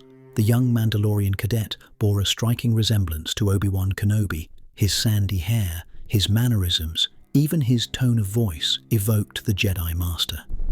In-universe, Corky was explained away as Satine's nephew, the child of her sister Bo-Katan, or another unseen sibling. Yet the resemblance, paired with Obi-Wan's history with Satine, sparked one of Star Wars' most enduring conspiracies. Was Corky Cries really Obi-Wan's hidden son, quietly disguised as a nephew for Mandalore's political stability? The roots of this theory lie in Obi-Wan and Satine's past. During the Clone Wars, we learn that Obi-Wan spent an extended mission on Mandalore as a young Jedi, protecting Satine during a time of political unrest. Their bond grew deep, and Obi-Wan later admits to Anakin that he would have left the Jedi Order had Satine asked him to. Unlike most Jedi, Obi-Wan openly acknowledges that he experienced love. Satine chose her duty to Mandalore, while Obi-Wan chose his duty to the Jedi, but their affection for one another was never in doubt.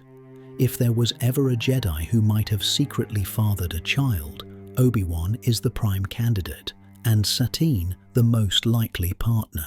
Corky's visual design only adds fuel. His features are suspiciously aligned with Obi-Wan's, far more than with Satine or Bo-Katan. The animators could have chosen any design, yet they gave him the reddish blonde hair, pale complexion, and sharp facial structure that mirrors Kenobi's appearance. His age also matches. Corky is a teenager during the Clone Wars, placing his birth roughly in line with Obi-Wan's Mandalorian mission. The timeline fits too neatly to dismiss as coincidence. Story cues deepen the conspiracy. Corky is never shown with parents. He is presented as Satine's nephew, but the show avoids specifying who his mother or father are. In a franchise where lineage is everything, where family ties define legacies, the omission is glaring. Furthermore, Corky's arc feels strangely truncated. Introduced as an idealistic youth eager to defend Mandalore's democratic ideals, he disappears from the series without resolution. Fans have long wondered why his character was dropped. If he were indeed Obi-Wan's son, the silence around his fate would make sense. A revelation of such magnitude might have derailed the story, so it was left deliberately ambiguous. But why would Mandalore hide it? The answer lies in politics. Satine was a pacifist leader trying to stabilize her world against Death Watch insurgents and separatist meddling. Revealing that she had a child with a Jedi, especially one as prominent as Obi-Wan, would have shattered her image of neutrality. Mandalorian traditions placed immense weight on heritage. A Kryze Kenobi heir might have become a rallying point or a target, depending on who held power. Labeling him a nephew rather than a son shielded him from scrutiny and kept Satine's personal life out of Mandalore's brutal politics. For the Jedi, the stakes were just as high. If Obi-Wan were known to have fathered a child, it would have been seen as a violation of the Jedi Code, risking his expulsion from the Order. More dangerously, it could have undermined the Republic's confidence in the Jedi's impartiality.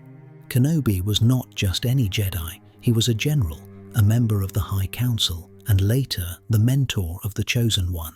His reputation as the Order's most disciplined knight made him the last figure the Council could afford to expose as compromised. Keeping Korki's existence vague, cloaked in Mandalorian politics, would have been a tidy solution. The conspiracy takes on deeper poignancy when viewed through The Lawless, the arc in which Maul executes Satine before Obi-Wan's eyes. If Korki were Obi-Wan's son, this scene transforms. Satine's death would not just be the murder of a lover, but the shattering of a family Obi-Wan could never publicly acknowledge. His grief, already palpable, becomes layered with hidden anguish. It reframes Obi-Wan's later solitude on Tatooine as not just duty to Luke, but as penance for the family he lost on Mandalore. There's also the meta angle. Star Wars is a saga obsessed with legacy, bloodlines, and hidden heirs. From Luke discovering his parentage to Rey's connection to Palpatine, the trope is a recurring heartbeat. That Korki, introduced with no clear lineage, resembling a major character and tied to a romance already established, has been left dangling, seems almost too deliberate. Was he meant to be revealed as Obi-Wan's son, only for the storyline to be abandoned when the Clone Wars was cut short? Or was the ambiguity intentional, a tantalizing what-if left for fans to debate endlessly?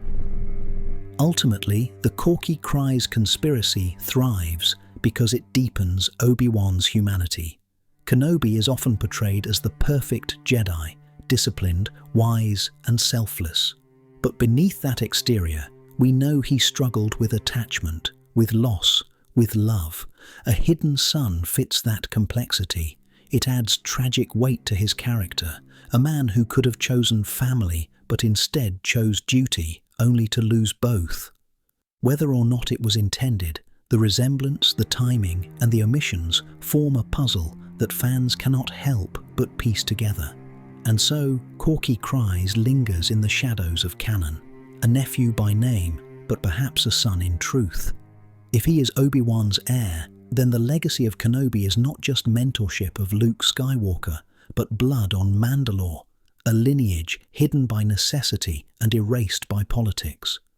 A secret that, like so many in Star Wars, changes everything once you begin to suspect it. Snoke was, totally, Darth Plagueis, until he wasn't. When The Force Awakens introduced Supreme Leader Snoke, audiences were immediately struck by the mystery. Who was this towering, scarred figure seated upon a massive throne, commanding the First Order with the authority of a Sith Lord, yet named nothing of the sort?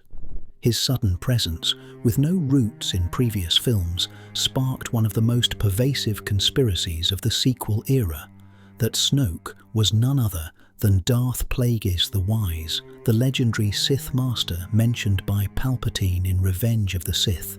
The theory made instant sense. Plagueis, described as a dark lord who mastered life and death, supposedly slain by his apprentice Palpatine, was exactly the kind of figure who could believably lurk in the shadows of the sequel trilogy. His obsession with immortality seemed tailor-made to explain Snoke's survival and mysterious scars. Fans argued that Plagueis had not died at all, or had returned through unnatural means, now guiding galactic events once again. Musical cues became one of the theory's strongest pillars. In Revenge of the Sith, when Palpatine tells Anakin the tragedy of Darth Plagueis the Wise, John Williams underscores the scene with a haunting motif. Years later, in The Force Awakens, Snoke's theme contains strikingly similar notes, low, choral, almost liturgical.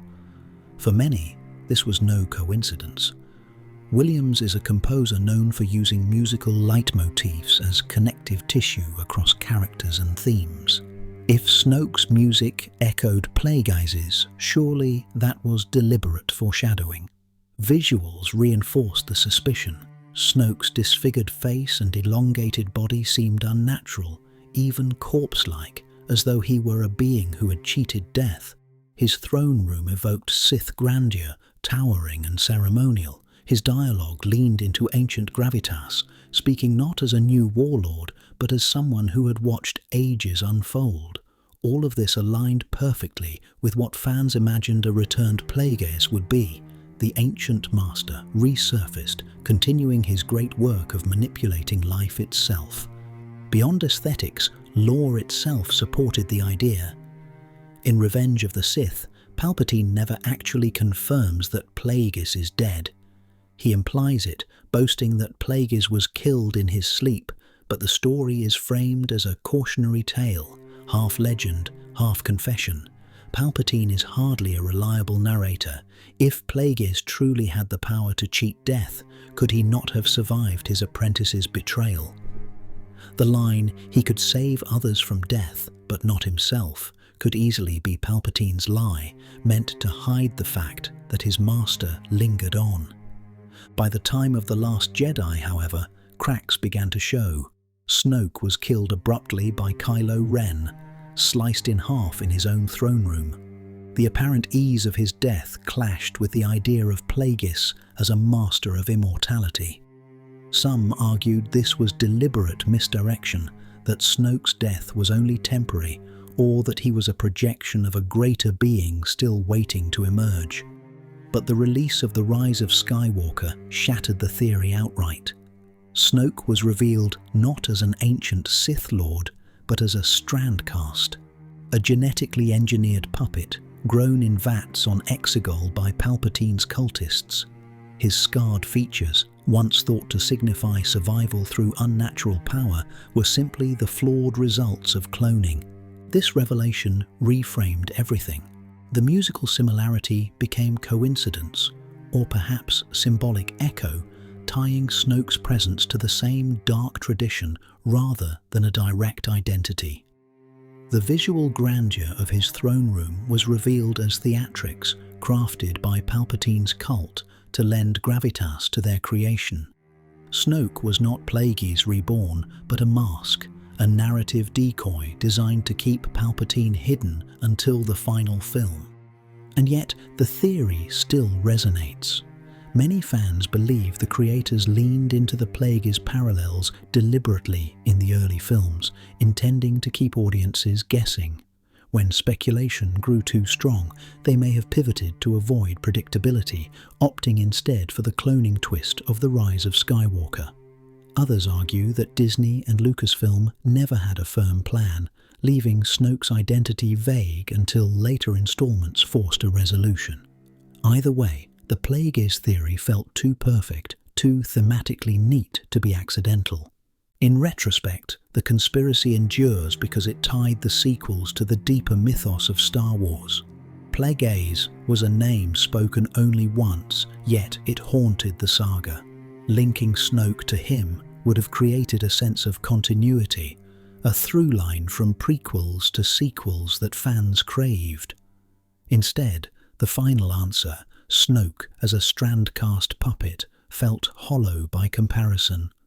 Thus, Snoke was Plagueis lives on as one of the great what-ifs of the fandom. It was a theory that fit too well, resonated too deeply, and was ultimately undercut not by the story itself, but by production choices. For a brief time, though, it felt certain. The scarred figure on the throne was the same shadow Palpatine once spoke of, the master who had cheated death. And even if the films denied it, the conspiracy continues to whisper. Maybe Snoke wasn't Plagueis in canon, but he was in spirit. Did Palpatine create Anakin? Of all the mysteries in Star Wars, none is more provocative than the origin of Anakin Skywalker. In The Phantom Menace, Shmi Skywalker tells Qui-Gon Jinn that Anakin has no father. He was conceived seemingly by the will of the Force itself. To the Jedi, this marked him as the prophesied chosen one, destined to bring balance. But almost immediately another question arises.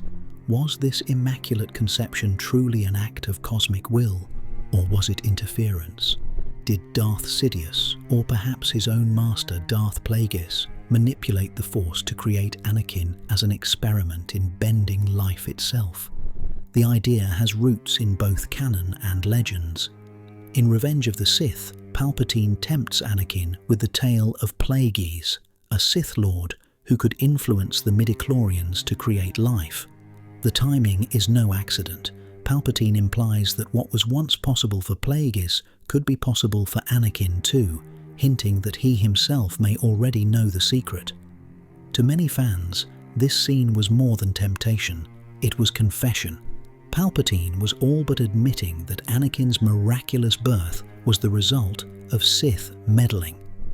The theory gained fuel in the now Legends novel Darth Plagueis, 2012. In it, Plagueis and Sidious conduct experiments with the Force, attempting to bend it toward their will. Their manipulations create an imbalance, prompting the Force to respond. The result is Anakin Skywalker, born not as their servant, but as the galaxy's countermeasure against their hubris. In this telling, the Sith did not create Anakin directly, but their interference triggered the Force to conceive him as a weapon against them. Anakin becomes less their creation than their punishment. Then came a striking development in Darth Vader, 2019, number 25, a Marvel comic set after Revenge of the Sith. In one panel, Vader has a vision of Palpatine looming behind Shmi, extending dark tendrils into her womb. The imagery is unmistakable. Palpatine as the hand guiding Anakin's birth. For many, this was the closest thing to confirmation. But the comic is careful. It frames the scene as a vision, not literal fact. Is it truth, or is it Vader's perception of himself as eternally manipulated, even from birth? Canon remains deliberately ambiguous. So what is fact and what is speculation?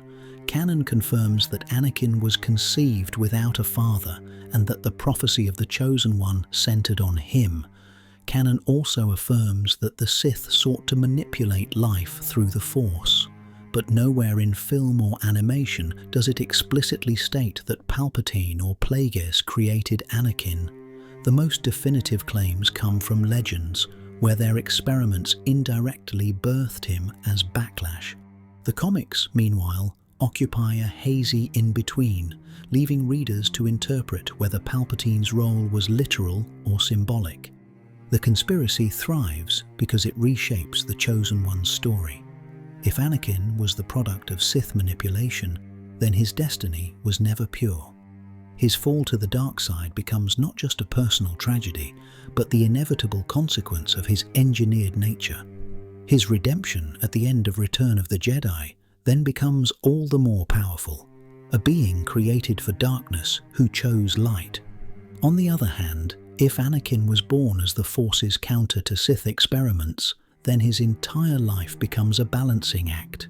He is not their creation, but their undoing, designed to destroy them from within. His fall into Darth Vader is no accident, but part of a larger arc, the Force allowing imbalance so that balance could be restored through his eventual return. In this telling, Anakin's darkness is not a failure of the prophecy, but its fulfillment. The question also reframes Palpatine's relationship with Anakin. If Sidious created him, then all of Anakin's choices are undercut by manipulation. Palpatine is not just his master, but his father, architect of his very existence.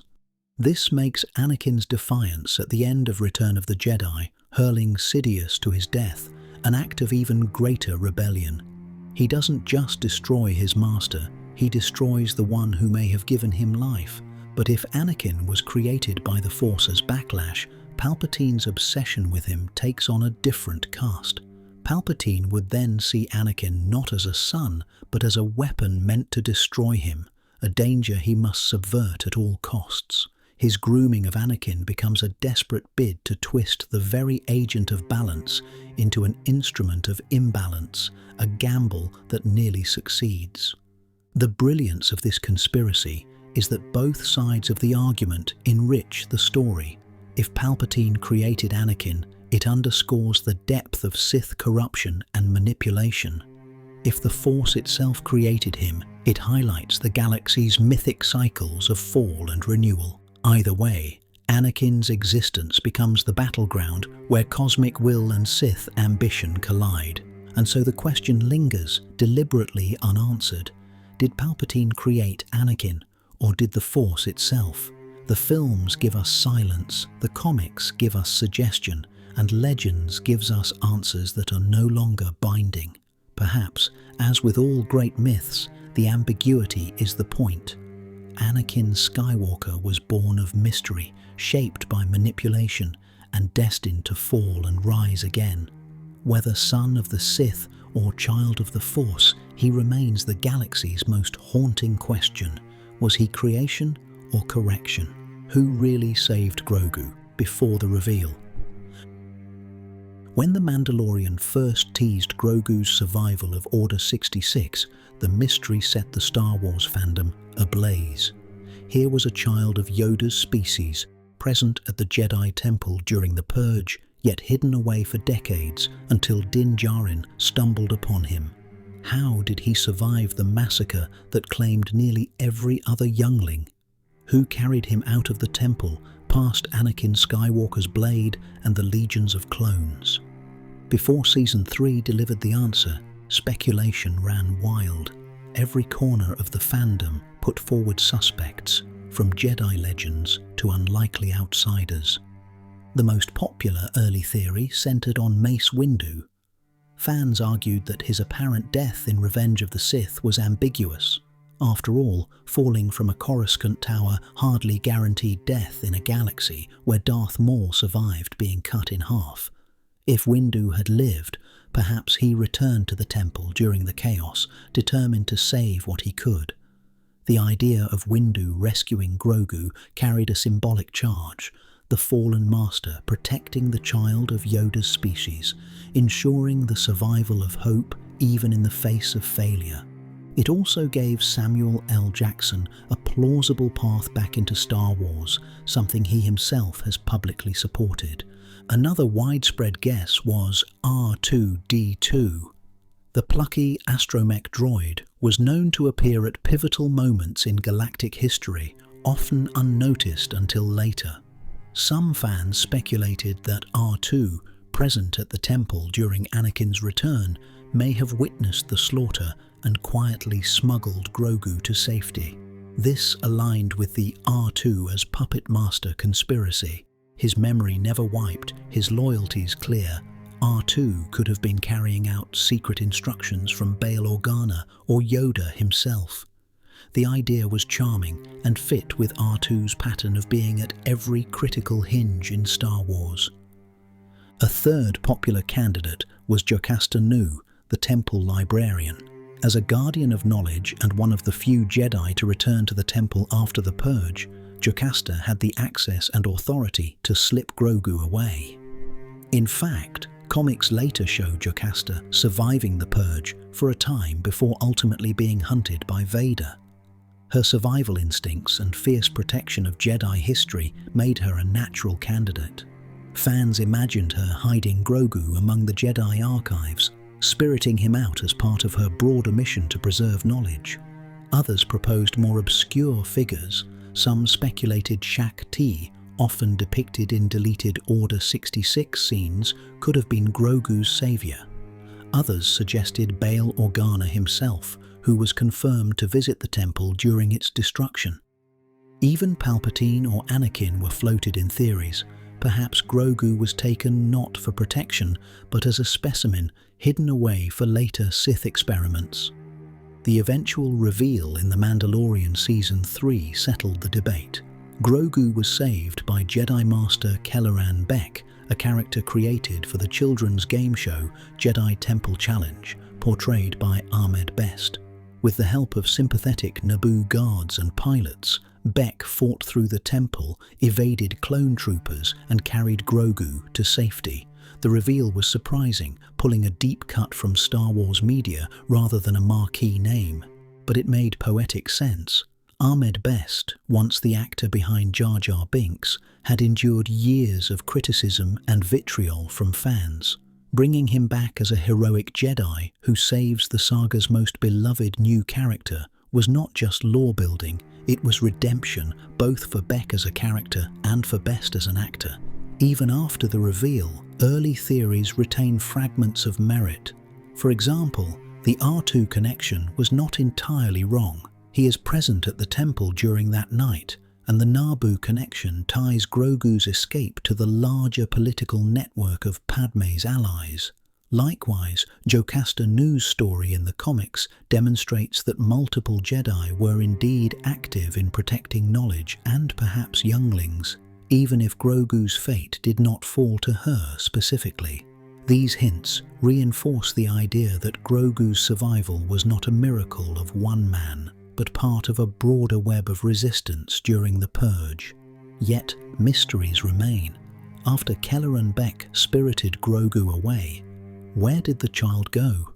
The show has yet to reveal how Grogu transitioned from Beck's protection into the hands of mercenaries and eventually to the hidden compound where Din Djarin found him. Was he betrayed, abandoned, or captured? Did Beck die in the attempt, leaving Grogu adrift once more? The unanswered decades between his rescue and rediscovery are fertile ground for further conspiracies, and fans continue to speculate about smugglers, inquisitors, and even rebel agents intersecting with his path. Ultimately, the pre-reveal speculation about Grogu's savior reflects a core truth about Star Wars fandom. We gravitate toward familiar heroes, the legends we already know. The actual answer, Kelleran Beck, was unexpected precisely because it expanded the universe rather than narrowing it to existing figures. And yet, it fit thematically, not just within the story, but within the meta-narrative of Star Wars itself. Salvation can come from overlooked corners, from characters who seemed forgotten, from voices that deserve redemption. Grogu's survival is no longer a mystery, but the conspiracy era that preceded the reveal remains fascinating.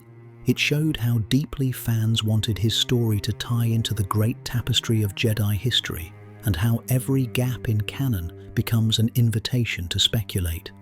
Even now, though the name of his rescuer is canon, the shadows beyond the temple still hold secrets waiting to be uncovered. Boba Fett and the Lars homestead. The charred ruins of the Lars homestead are among the most haunting images in A New Hope.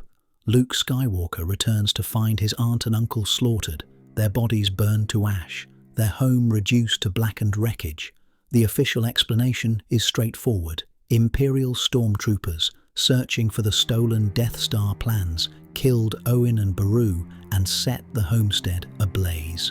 Yet sharp-eyed fans have long questioned this version of events. The scene feels less like a military sweep and more like the work of a specialist. Enter one of Star Wars' most enduring conspiracies, the idea that Boba Fett, not stormtroopers, was the one who killed the Lars family. At first glance, the case seems circumstantial. Boba Fett, the most feared bounty hunter of the galaxy, has long been tied to Darth Vader and the Empire's dirtiest jobs. His Mandalorian armor includes a flamethrower, exactly the sort of weapon that could produce the scorch marks left on the Lars homestead. Stormtroopers, by contrast, are typically armed with blasters. Why would they incinerate bodies when execution by blaster bolts would suffice? The brutal imagery, charred skeletons rather than clean kills, seems excessive, even for Imperial intimidation. The conspiracy suggests it was not sloppy stormtrooper work, but a deliberate signature method. Fett's flame projector, used to erase evidence and send a message. The question of timing further fuels suspicion. In A New Hope, the Empire is racing to recover the stolen Death Star plans. Vader personally takes command of the search. The stormtroopers are ordered to locate the droids. But the Empire also has a history of outsourcing delicate tasks to bounty hunters. Why? Because bounty hunters specialize in precision. Stormtroopers are efficient en masse, but when secrecy or intimidation is required, specialists are hired. Fett, with his reputation already established by the time of the Galactic Civil War, would have been an obvious candidate to track the droids. If he arrived at the Lars homestead ahead of the troopers, or alongside them, his involvement would explain both the thoroughness of the search and the brutality of the result. Supporters of the theory point to the homestead's condition. The scorch marks are concentrated as though deliberately set, rather than the random scatter of blaster fire. Owen and Beru's bodies are so thoroughly burned that it suggests direct application of incendiary tech rather than collateral damage. In universe, Imperial stormtroopers did not typically carry flamethrowers. Mandalorian weapons, however, often incorporated them. Fett's gauntlet-mounted flamethrower was one of his trademarks, shown prominently in The Empire Strikes Back and Return of the Jedi. The charred remains at the homestead match his known methods more closely than standard stormtrooper weaponry. But why would the Empire involve Fett at this stage, before he was formally introduced in canon as Vader's ally? The answer may lie in the broader conspiracy of Imperial pragmatism. Fett was not just hired after Hoth, he had a long career of contracts, many of them unrecorded. The Lars Homestead massacre could have been one such early collaboration. If Vader or Tarkin wanted the droids recovered quickly and brutally, Fett may have been called in to ensure results. There is also symbolic weight in the theory. Fett, clone son of Jango and veteran of the Clone Wars era, killing Owen Lars, the man who raised his half-brother Luke Skywalker on Tatooine, ties together multiple threads of Star Wars' generational saga. Owen had rejected Obi-Wan's attempts to involve Luke in galactic affairs, determined to shield the boy from his father's fate. For Fett to be the one who kills him would be a cruel irony, another byproduct of the clone legacy, extinguishing the last guardians of Luke's childhood. Skeptics argue that the theory stretches plausibility. The films themselves clearly frame stormtroopers as the culprits, tracking the droids, killing the Jawas, and following the trail to the Lars home. Obi-Wan himself tells Luke that Imperials were responsible. No mention is made of a bounty hunter. Furthermore, Fett's official timeline in canon does not place him on Tatooine at this moment. In fact, A New Hope avoids Fett entirely, with his first appearance saved for The Empire Strikes Back. For many, the Homestead Massacre is best explained as standard Imperial ruthlessness. Yet the conspiracy endures because it makes the scene more chilling. Stormtroopers, faceless soldiers, are terrifying enough. But the idea that Owen and Beru were executed by a lone hunter, their home torched not by random soldiers, but by the flamethrower of Boba Fett, gives the moment a sharper edge. It transforms a faceless atrocity into an act of targeted cruelty, tying Luke's tragedy more directly into the web of enemies who would haunt him later. Ultimately, the Boba did it conspiracy survives in the gaps between what we see and what we assume. The Lars homestead was burned, its occupants reduced to ash, but the films never show who lit the flame. In those shadows, Boba Fett's silhouette looms, helmet gleaming, flamethrower primed, carrying out a job that erased Luke's last ties to family. Whether true or not, the possibility lingers, another layer of menace around the most feared bounty hunter in the galaxy. The Death Star's demonstration, a pre-decided lie. The destruction of Alderaan in A New Hope is presented as a shocking escalation. Grand Moff Tarkin orders the planet obliterated as a demonstration of the Death Star's power, intending to break the rebellion's will through terror. On the surface, it appears to be a calculated decision made in the moment, spurred by Leia's refusal to reveal the rebel base's location. But what if this was never a spur-of-the-moment act at all? What if Alderaan's destruction was preordained, the interrogation merely theatre, and the Empire had already chosen its victim long before Leia ever stepped onto the station? The conspiracy suggests Alderaan was doomed from the start, its annihilation carefully staged as propaganda for the Tarkin doctrine. The first clue lies in the supposed interrogation itself. Leia gives up the location of a rebel base, Dantooine. Tarkin immediately dismisses it as too remote to make an effective demonstration. Yet, moments later, he orders Alderaan destroyed anyway. If his intent was truly to extract useful information, why bother asking at all? Why not confirm Dantooine's intelligence, then annihilate it to prove the Death Star's power? The answer may be that Dantooine was never on the table. Tarkin was not conducting interrogation, he was conducting theatre. The script was already written. Leia would fail to stop him, and Alderaan would burn. Why Alderaan? The planet was not merely a world of pacifists and artists. It was a symbol of resistance. Home to Bail Organa, one of the most prominent figures in the early rebellion, Alderaan embodied the moral opposition to imperial rule. By destroying it, the Empire did more than annihilate a planet. They annihilated an idea. The Tarkin doctrine, which held that fear of overwhelming force could control more effectively than armies, required a public example. Alderaan, central enough to matter and rebellious enough to justify, was the perfect target. But how did the Empire justify such atrocity to the galaxy at large? Official propaganda, as preserved in Star Wars supplemental material, often painted Alderaan as complicit in treason. Imperial broadcasts likely framed the planet as a hub of rebel operations, suggesting that its destruction was necessary to preserve galactic order. Tarkin's demonstration could be spun as justice rather than terror, the Death Star portrayed as a tool to protect loyal citizens from insurgency. The Empire thrived on control of narrative, and with Holonet media tightly restricted, the truth of Alderaan's pacifism could be buried beneath layers of propaganda. The conspiracy deepens when one considers the possibility of internal dissent. Could anyone inside the Death Star have objected, leaked, or blown the whistle?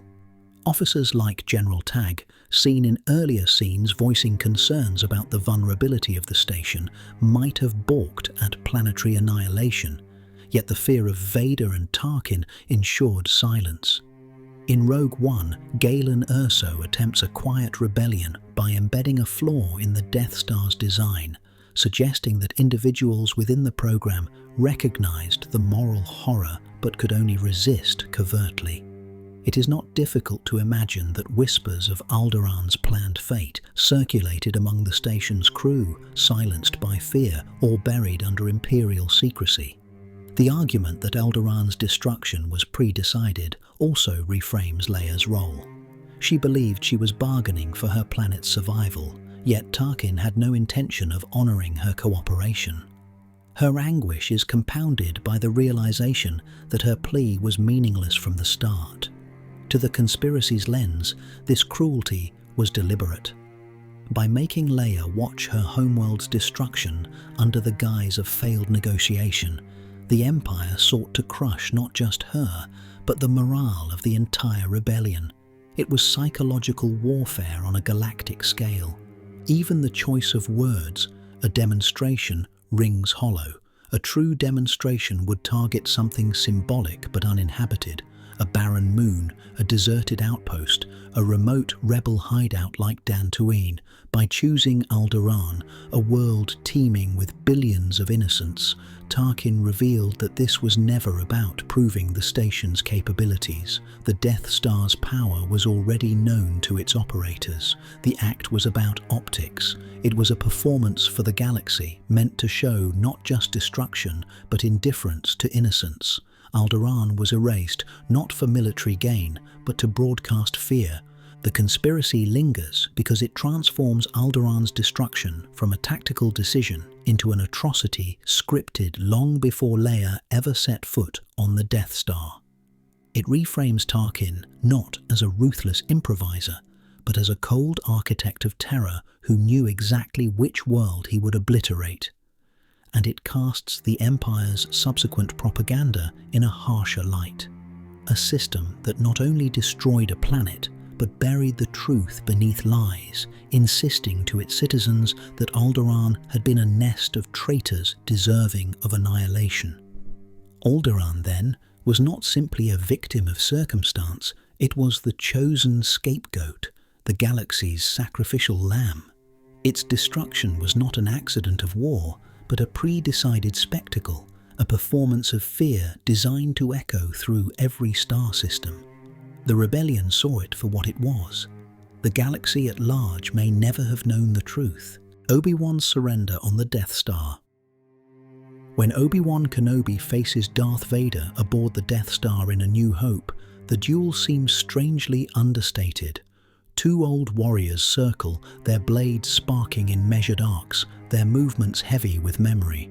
Then, at the critical moment, Obi-Wan raises his lightsaber in a defensive salute, closes his eyes, and allows Vader to strike him down. His body vanishes, leaving only his empty robes behind.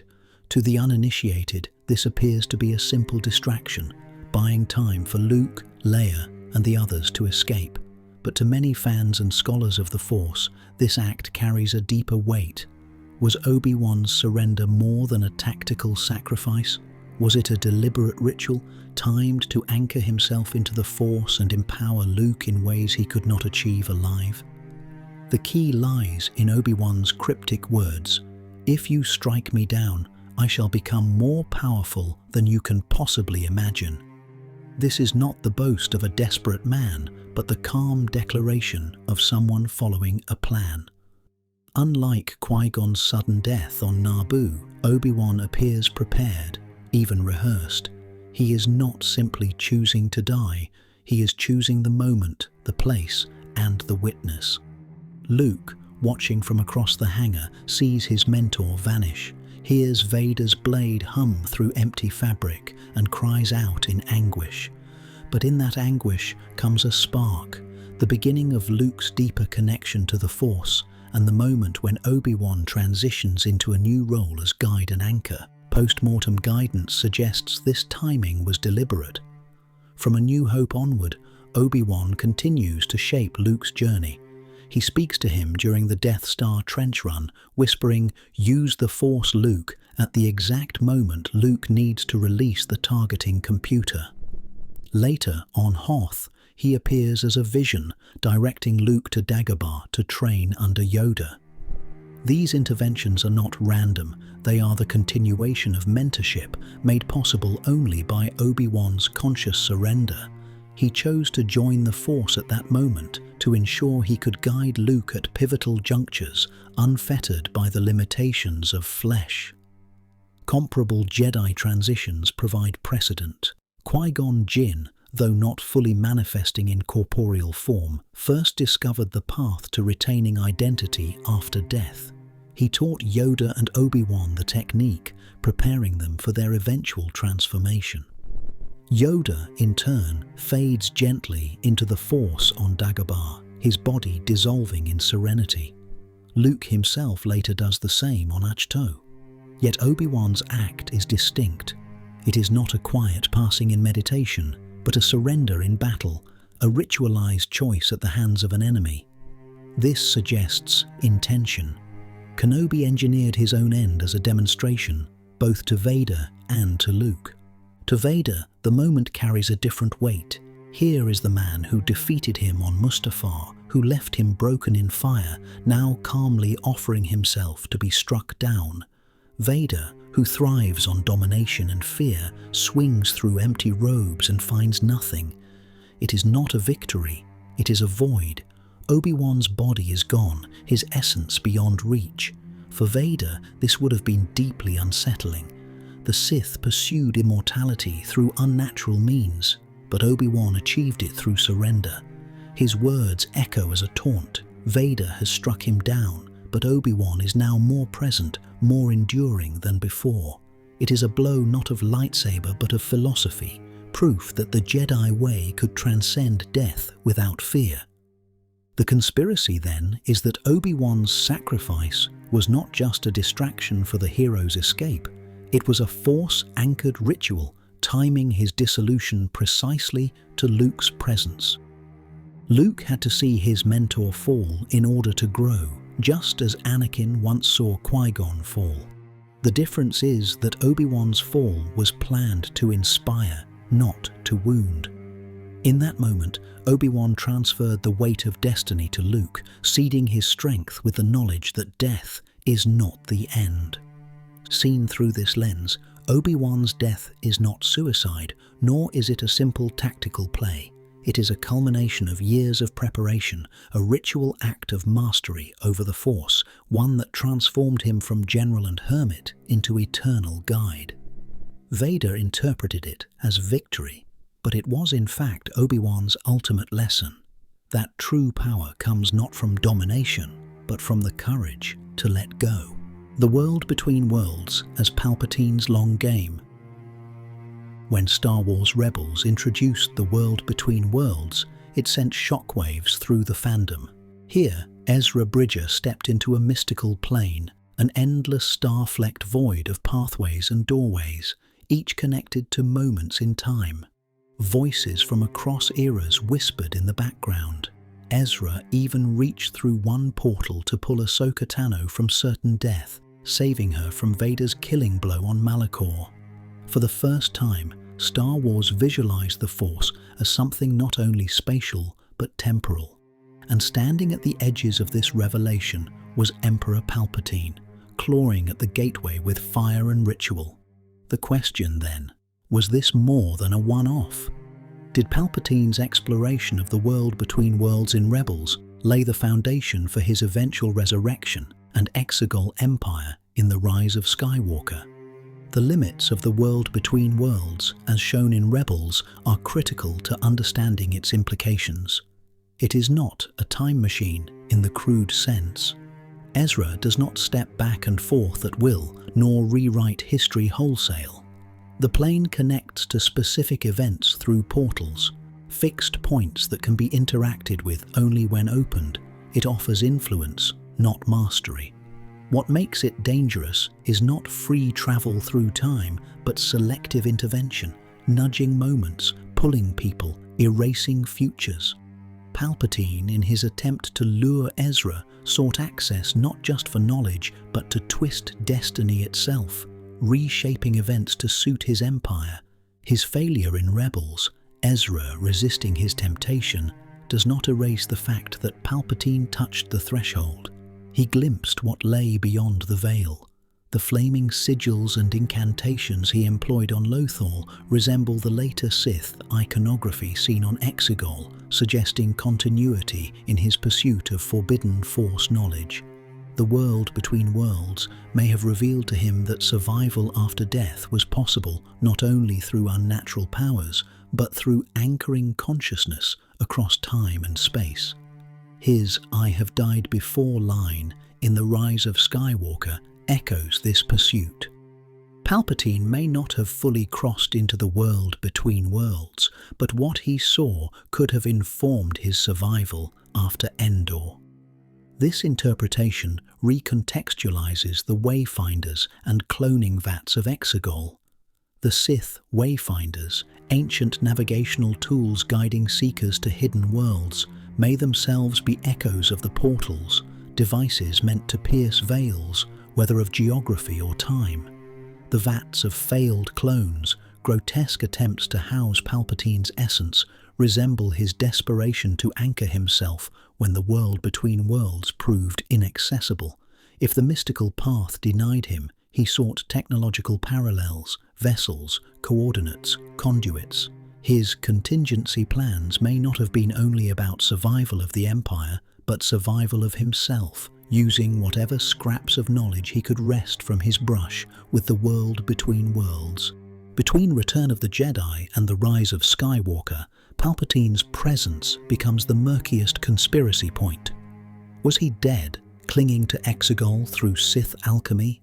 Was he fractured across time, his spirit echoing through the world between worlds in half-preserved form?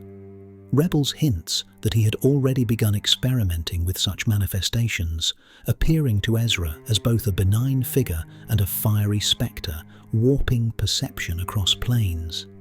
These appearances mirror his later projections in the sequel era, where his influence seeps into the minds of Snoke and Ben Solo.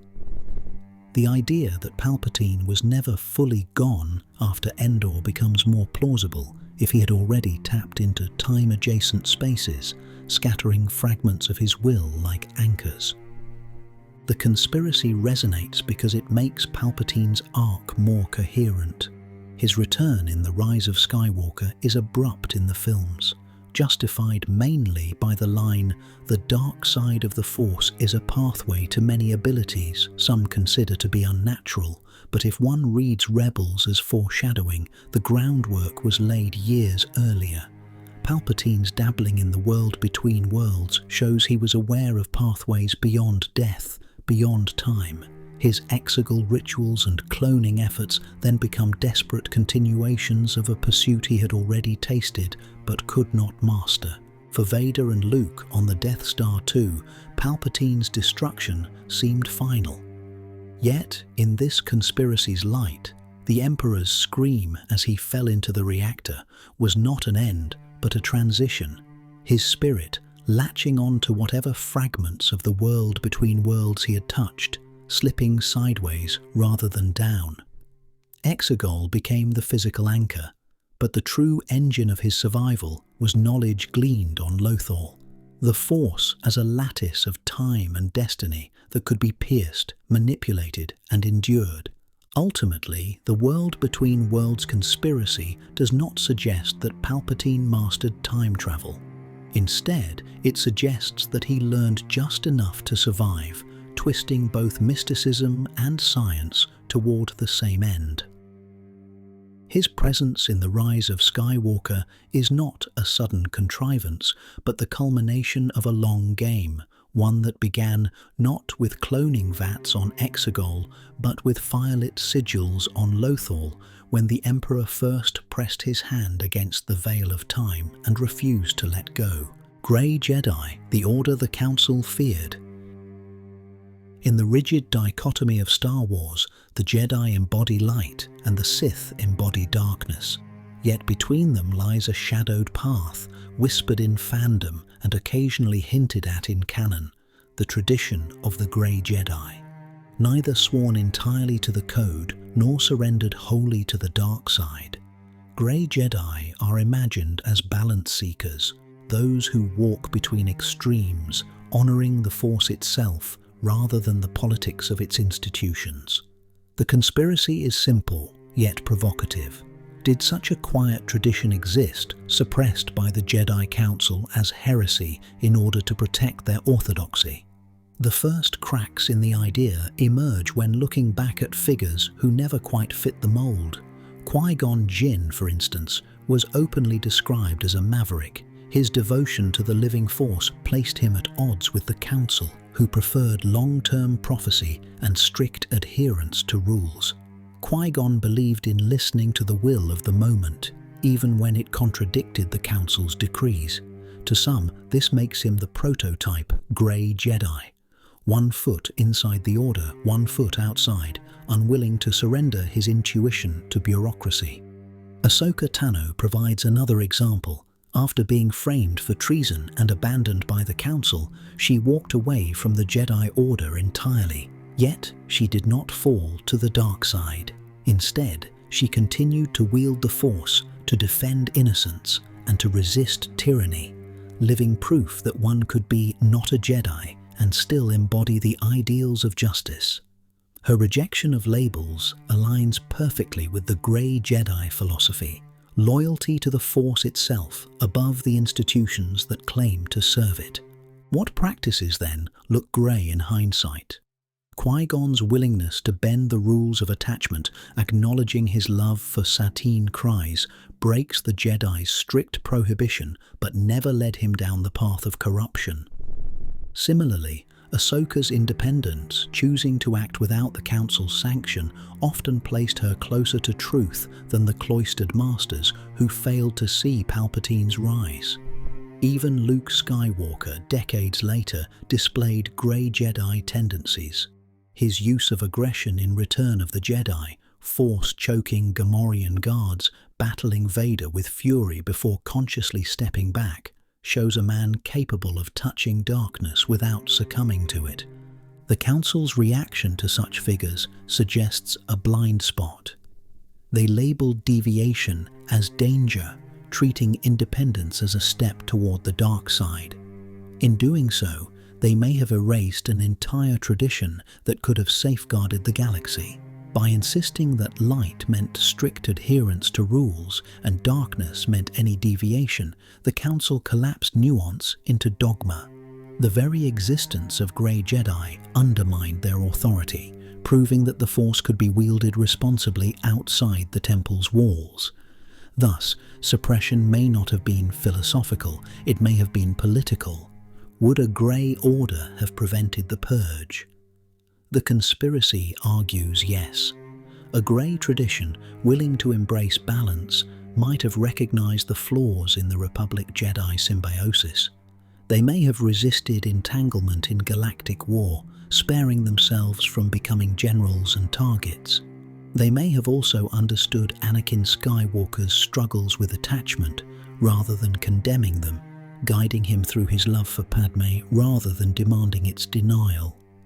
By meeting him in the Grey, they could have prevented his fall. Legends material even hints at figures who embodied this middle path. Jolee Bindo in Knights of the Old Republic, who abandoned both Jedi and Sith to live freely in the Force. The Jedi Order from Dawn of the Jedi, who practiced balance between light and dark millennia before the Republic. These stories, though not canon, reflect the possibility that the concept of Grey Jedi was once openly acknowledged, only later erased by the Council's insistence on binaries. The irony is that the Force itself seems to seek balance. The Chosen One prophecy, long misinterpreted by the Council, may point not to the eradication of darkness, but to equilibrium. If so, then the true heirs of the prophecy are not the dogmatic Jedi, nor the power-hungry Sith, but the Grey Pathwalkers who see both currents as part of the same river. The idea of the Grey Jedi lingers because it resonates with Star Wars' deepest themes, that extremes breed blindness and that balance requires acceptance of paradox. The Jedi Council feared this path because it undermined their authority and revealed their arrogance. But figures like Qui-Gon, Ahsoka, and Luke hint that the tradition was always there, unspoken but alive. Not darkness, not light, but the quiet grey between, the order the Council feared, and perhaps the one the galaxy needed most. Was the rebellion seed-funded by separatist wealth? Rebellions are not born from ideals alone. Armies, fleets, and safe houses cost money, vast sums of it. The Rebel Alliance is often portrayed as a movement of conscience, led by senators like Bail Organa and Mon Mothma, supported by volunteers and freedom fighters. But the question lingers: where did the credits come from? One persistent conspiracy holds that the rebellion was not funded purely by sympathetic senators or sympathetic worlds, but by the redirected fortunes of the Confederacy of Independent Systems, the separatist state defeated at the end of the Clone Wars? Did the wealth of fallen corporations and captured treasuries secretly bankroll the insurgency that toppled the empire? The logic begins with timing. At the end of the Clone Wars, the separatist leadership, corporate executives and war profiteers was wiped out by Darth Sidious and Darth Vader. But the CIS treasury and its corporate war chests did not simply vanish. Banking clans, trade federations, and techno-unions had accumulated staggering wealth, locked in vaults across the galaxy. The Empire quickly seized these resources, nationalizing them under Palpatine's control. Yet the galaxy is too large, its bureaucracy too sprawling, to ensure that every account, vault, and trade line was absorbed. Credits went missing. Assets were quietly appropriated. The rebellion may have thrived in those shadows. Canonical hints exist. In Revenge of the Sith, we see that the intergalactic banking clan and trade federation wielded enormous financial power, and that their wealth was integral to both sides of the war. Later, in Rogue One, Mon Mothma mentions that the Alliance has already united disparate cells into a fighting force, which would require financial coordination on a galactic scale. Bail Organa's role is critical here. As Alderaan's senator, he had the means and connections to funnel credits discreetly, shielding illicit funding under the cover of legitimate senatorial budgets. The Organa and Mothma networks could easily have disguised captured or redirected CIS wealth as philanthropy or reconstruction efforts. The ethical question, however, fractured the early rebellion. Saw Gerrera's partisans, ruthless and pragmatic, would likely have had no qualms about taking separatist wealth, dirty money for a dirty war. Mon Mothma, by contrast, prided herself on legitimacy. Her famous speech in Rebels emphasized moral clarity. The rebellion would be different from the Empire. The idea that she knowingly accepted separatist blood money contradicts her rhetoric. This division may explain why Saw broke with the Alliance. He was willing to use any means, while Mothma sought to preserve clean optics.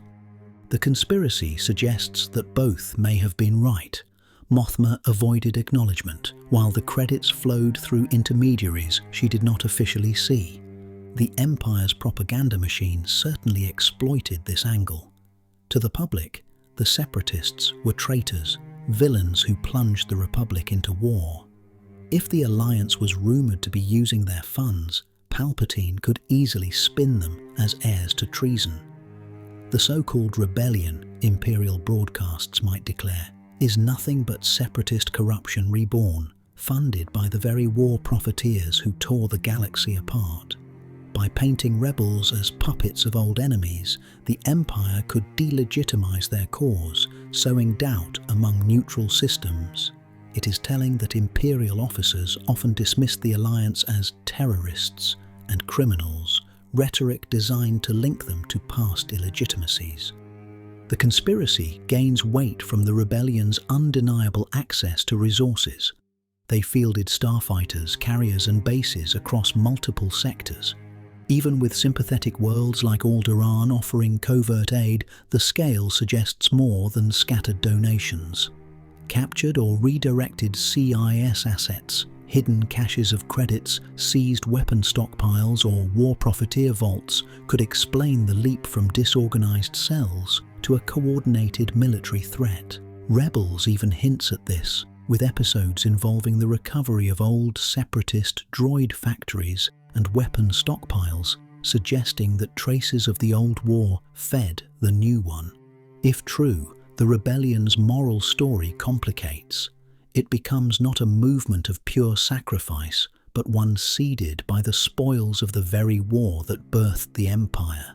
Yet this irony fits the broader pattern of Star Wars, cycles of conflict, where yesterday's villains become tomorrow's resources.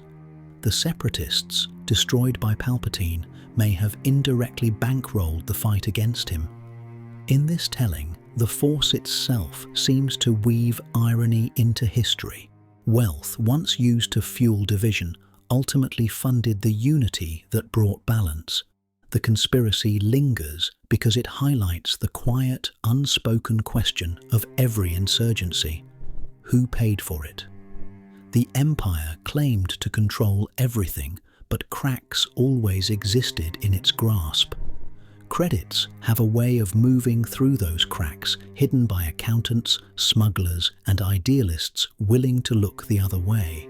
Whether or not Mon Mothma knew, whether or not Bail Organa approved, the possibility remains that the Rebel Alliance's first X-Wings and Mon Calamari cruisers were purchased with the ghosts of the Confederacy. If so, the Empire was right in one narrow sense. The rebellion was born from the ashes of the separatists. But rather than prolonging tyranny, that wealth was turned against it, funding not division, but the hope of freedom, the Bad Aim conspiracy. Stormtroopers, the white-armored fist of the Empire, their image projects fear, discipline, and efficiency. Yet on screen, they are infamous for something else entirely: their inability to hit anything. From the deserts of Tatooine to the forests of Endor, stormtroopers miss shot after shot, allowing the heroes to survive against impossible odds. This has become a meme across decades of fandom. But what if it isn't incompetence at all?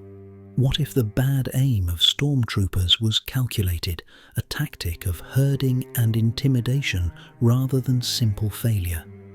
The conspiracy known as the bad aim theory argues that the misses were part of the plan to funnel the heroes exactly where the Empire wanted them.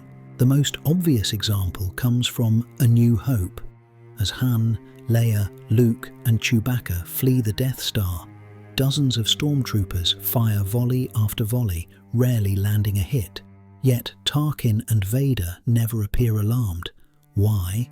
Because a tracking beacon had already been planted aboard the Millennium Falcon.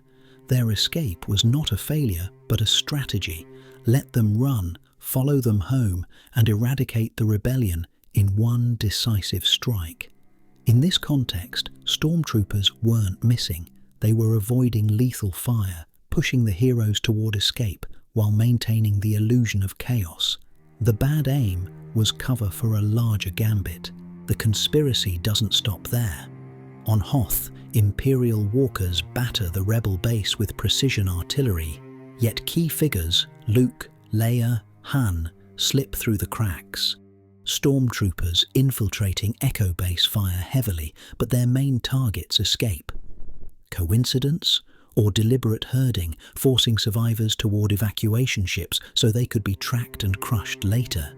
Even at Endor, where the meme reaches peak absurdity as stormtroopers fall to rocks and sticks, one might argue that their fire patterns were suppressive, not lethal, an attempt to encircle the rebels and their Ewok allies, only undone by terrain and overwhelming numbers. Canon itself occasionally nods to this idea. In A New Hope, Obi-Wan notes that the attack on the Sandcrawler was too precise to be Tusken Raiders, attributing it to stormtroopers. The implication: they are normally accurate. When stormtroopers kill Jawas, they hit with precision. When they burn Owen and Beru Lars, the shots and scorch marks leave no doubt of lethality.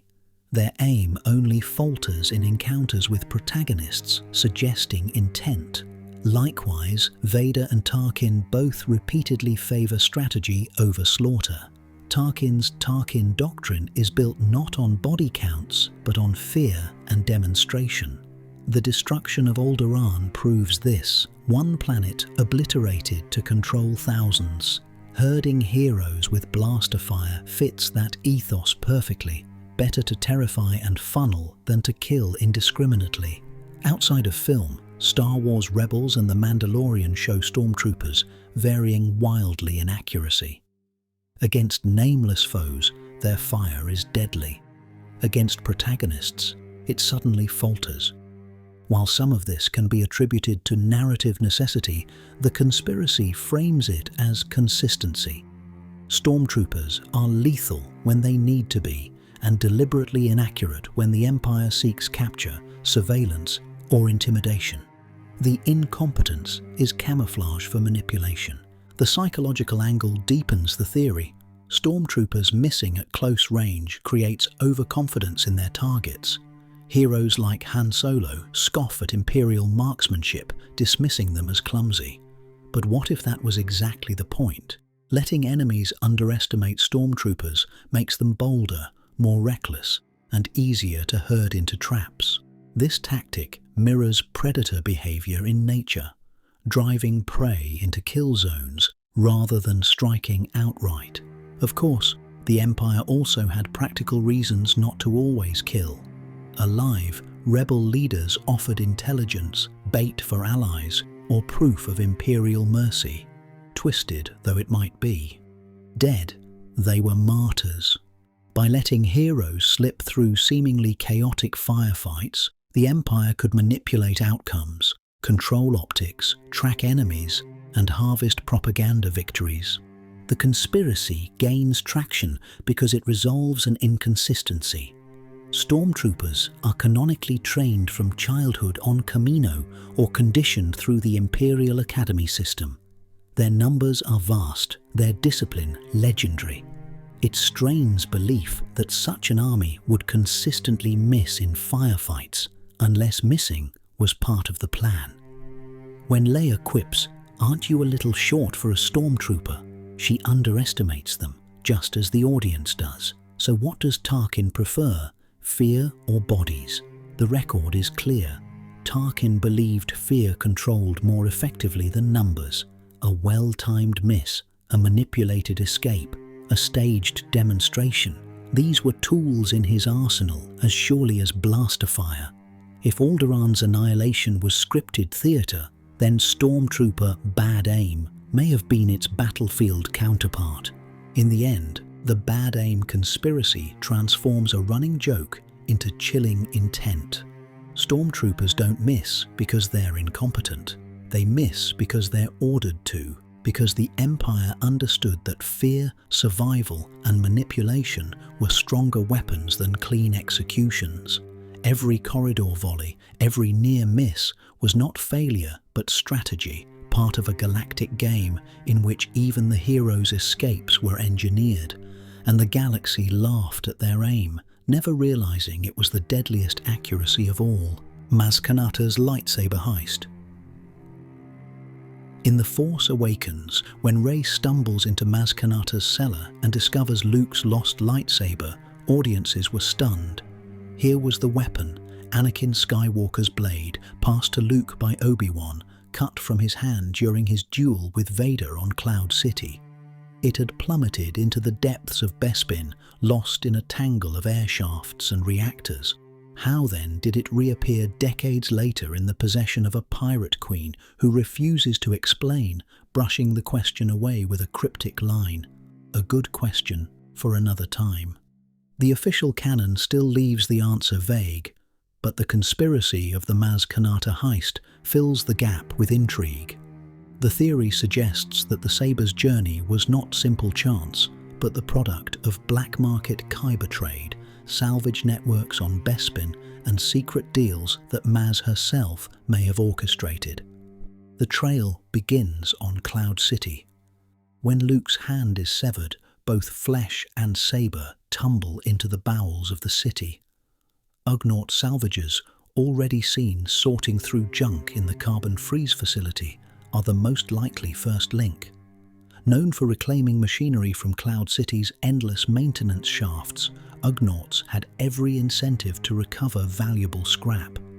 A lightsaber powered by a rare kyber crystal would not have gone unnoticed. From there, the conspiracy points to Bespin's black markets. The kyber crystal inside Luke's saber alone would be worth a fortune.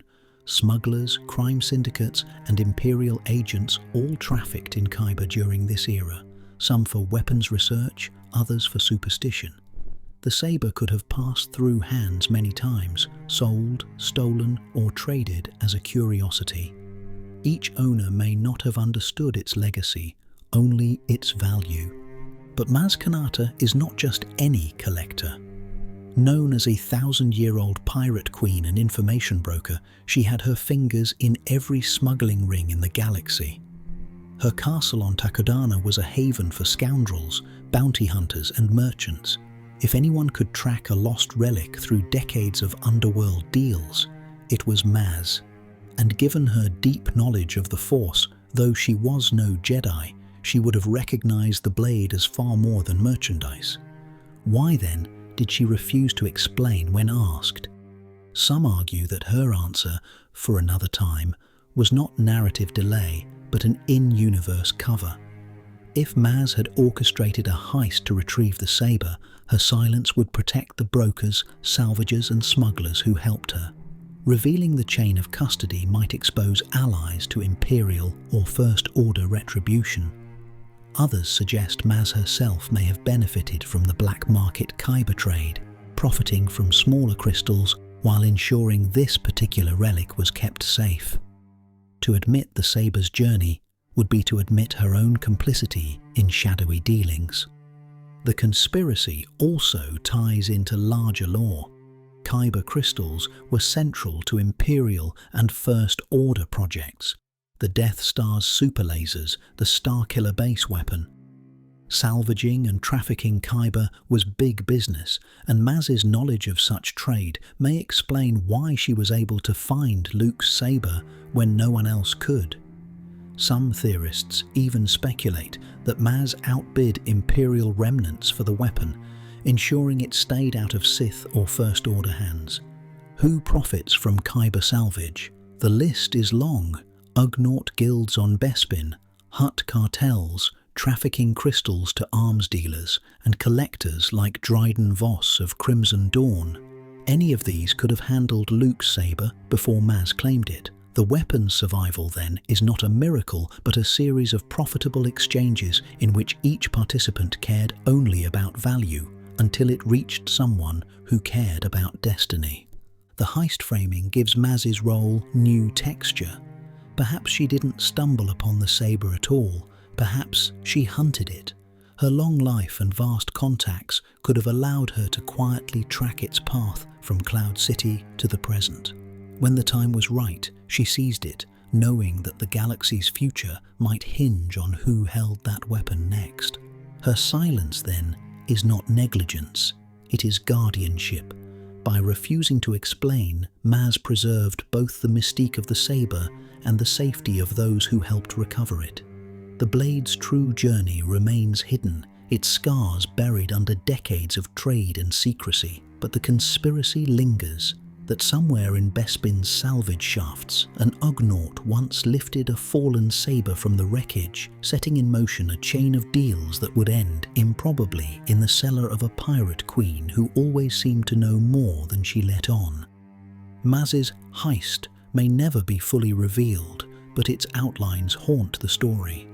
The lightsaber's fall was chance, its return was design, and in between there was profit, secrecy, and the guiding hand of someone who understood that relics do not merely belong to their owners, they belong to history.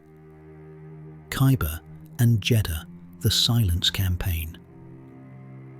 Jedha was the spiritual heart of the Jedi faith, a desert moon scarred with shrines and ancient temples. Pilgrims traveled across the galaxy to walk its sand-blown streets, to feel the lingering energy of its kyber-rich soil. But in Rogue One, that sacred place is annihilated in an instant when the Death Star fires its first single-reactor ignition. Chirrut Imwe and Baze Malbus witness the collapse of the Holy City, and Jyn Erso and Cassian barely escape with their lives.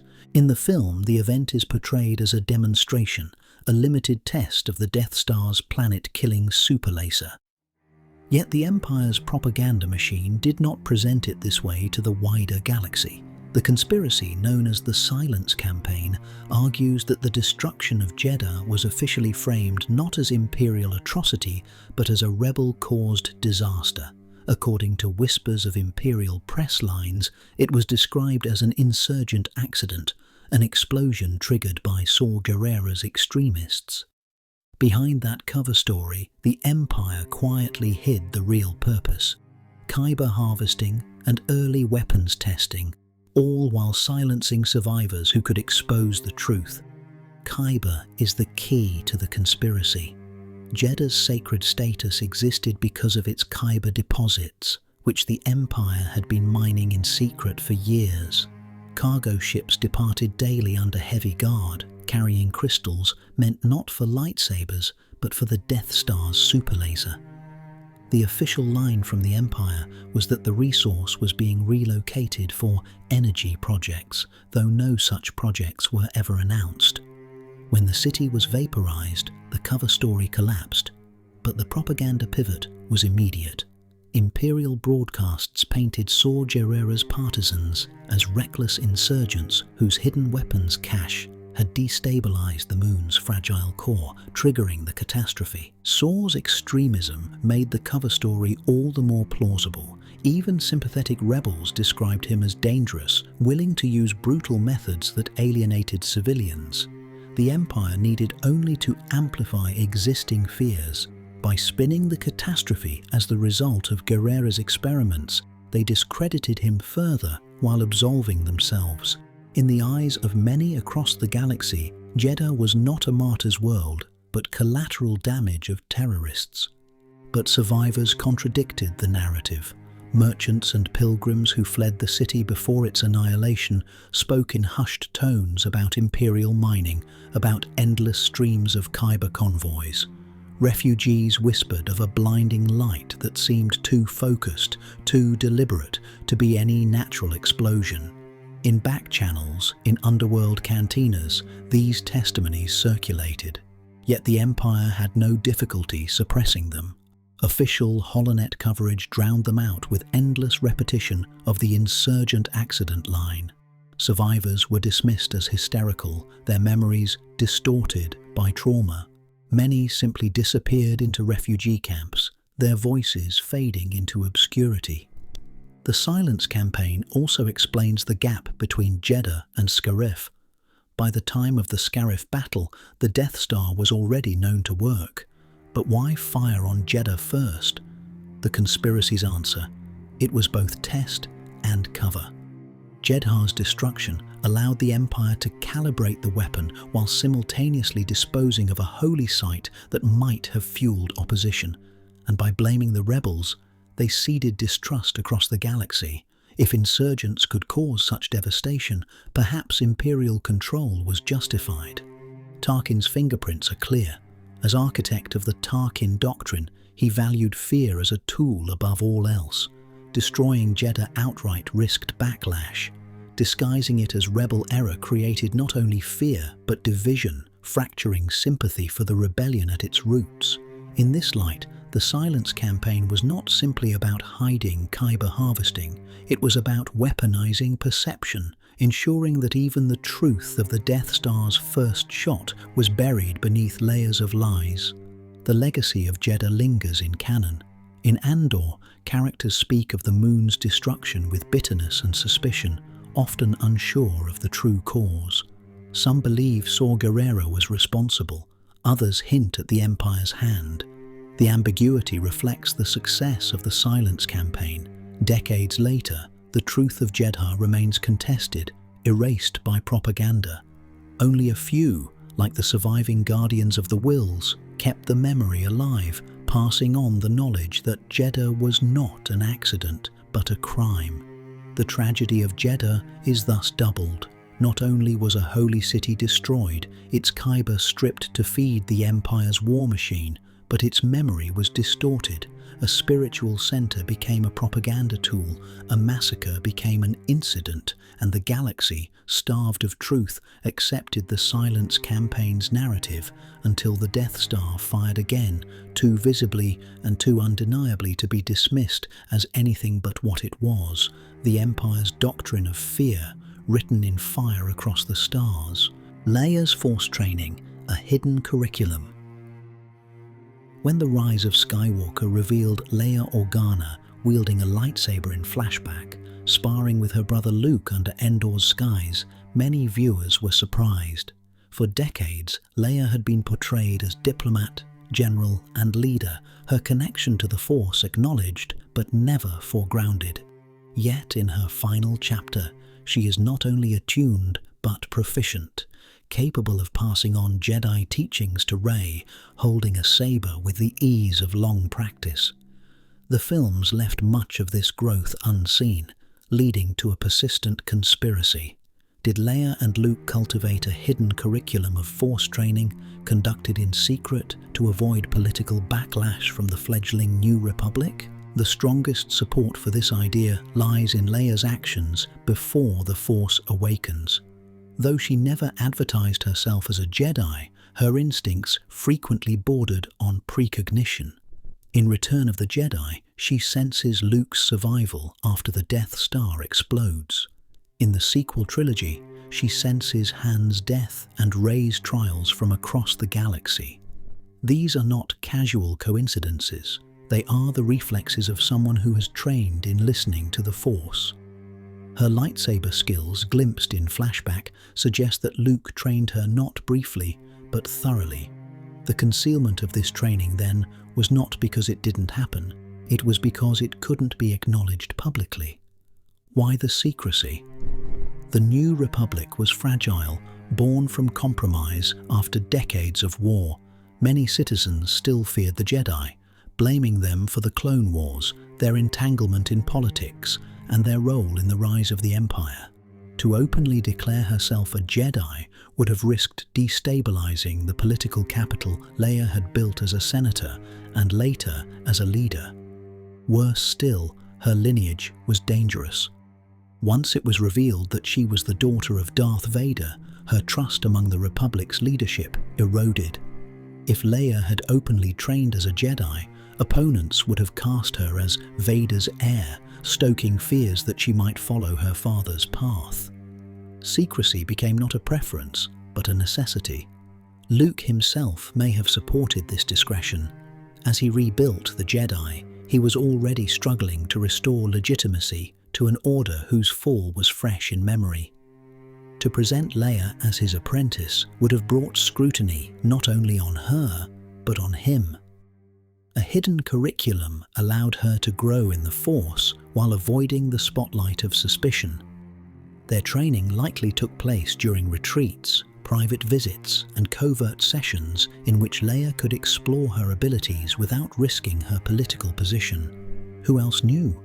Han, certainly, though he may have dismissed it as Jedi business with his usual skepticism.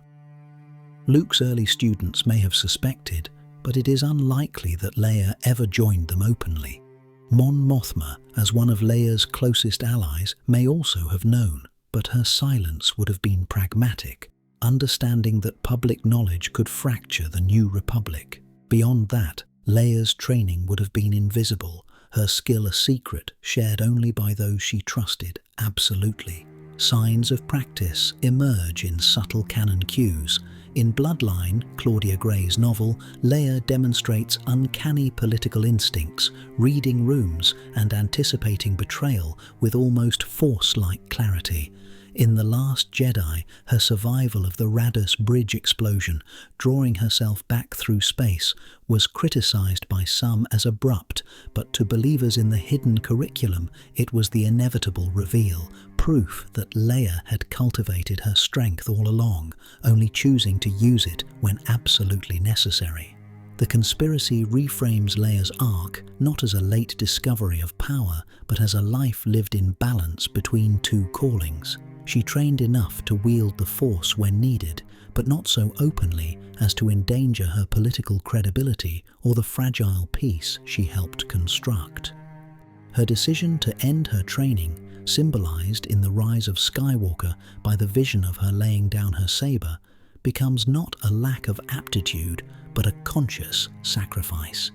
She feared the path would draw her away from leadership, or worse, entangle her children in the same fate as her father.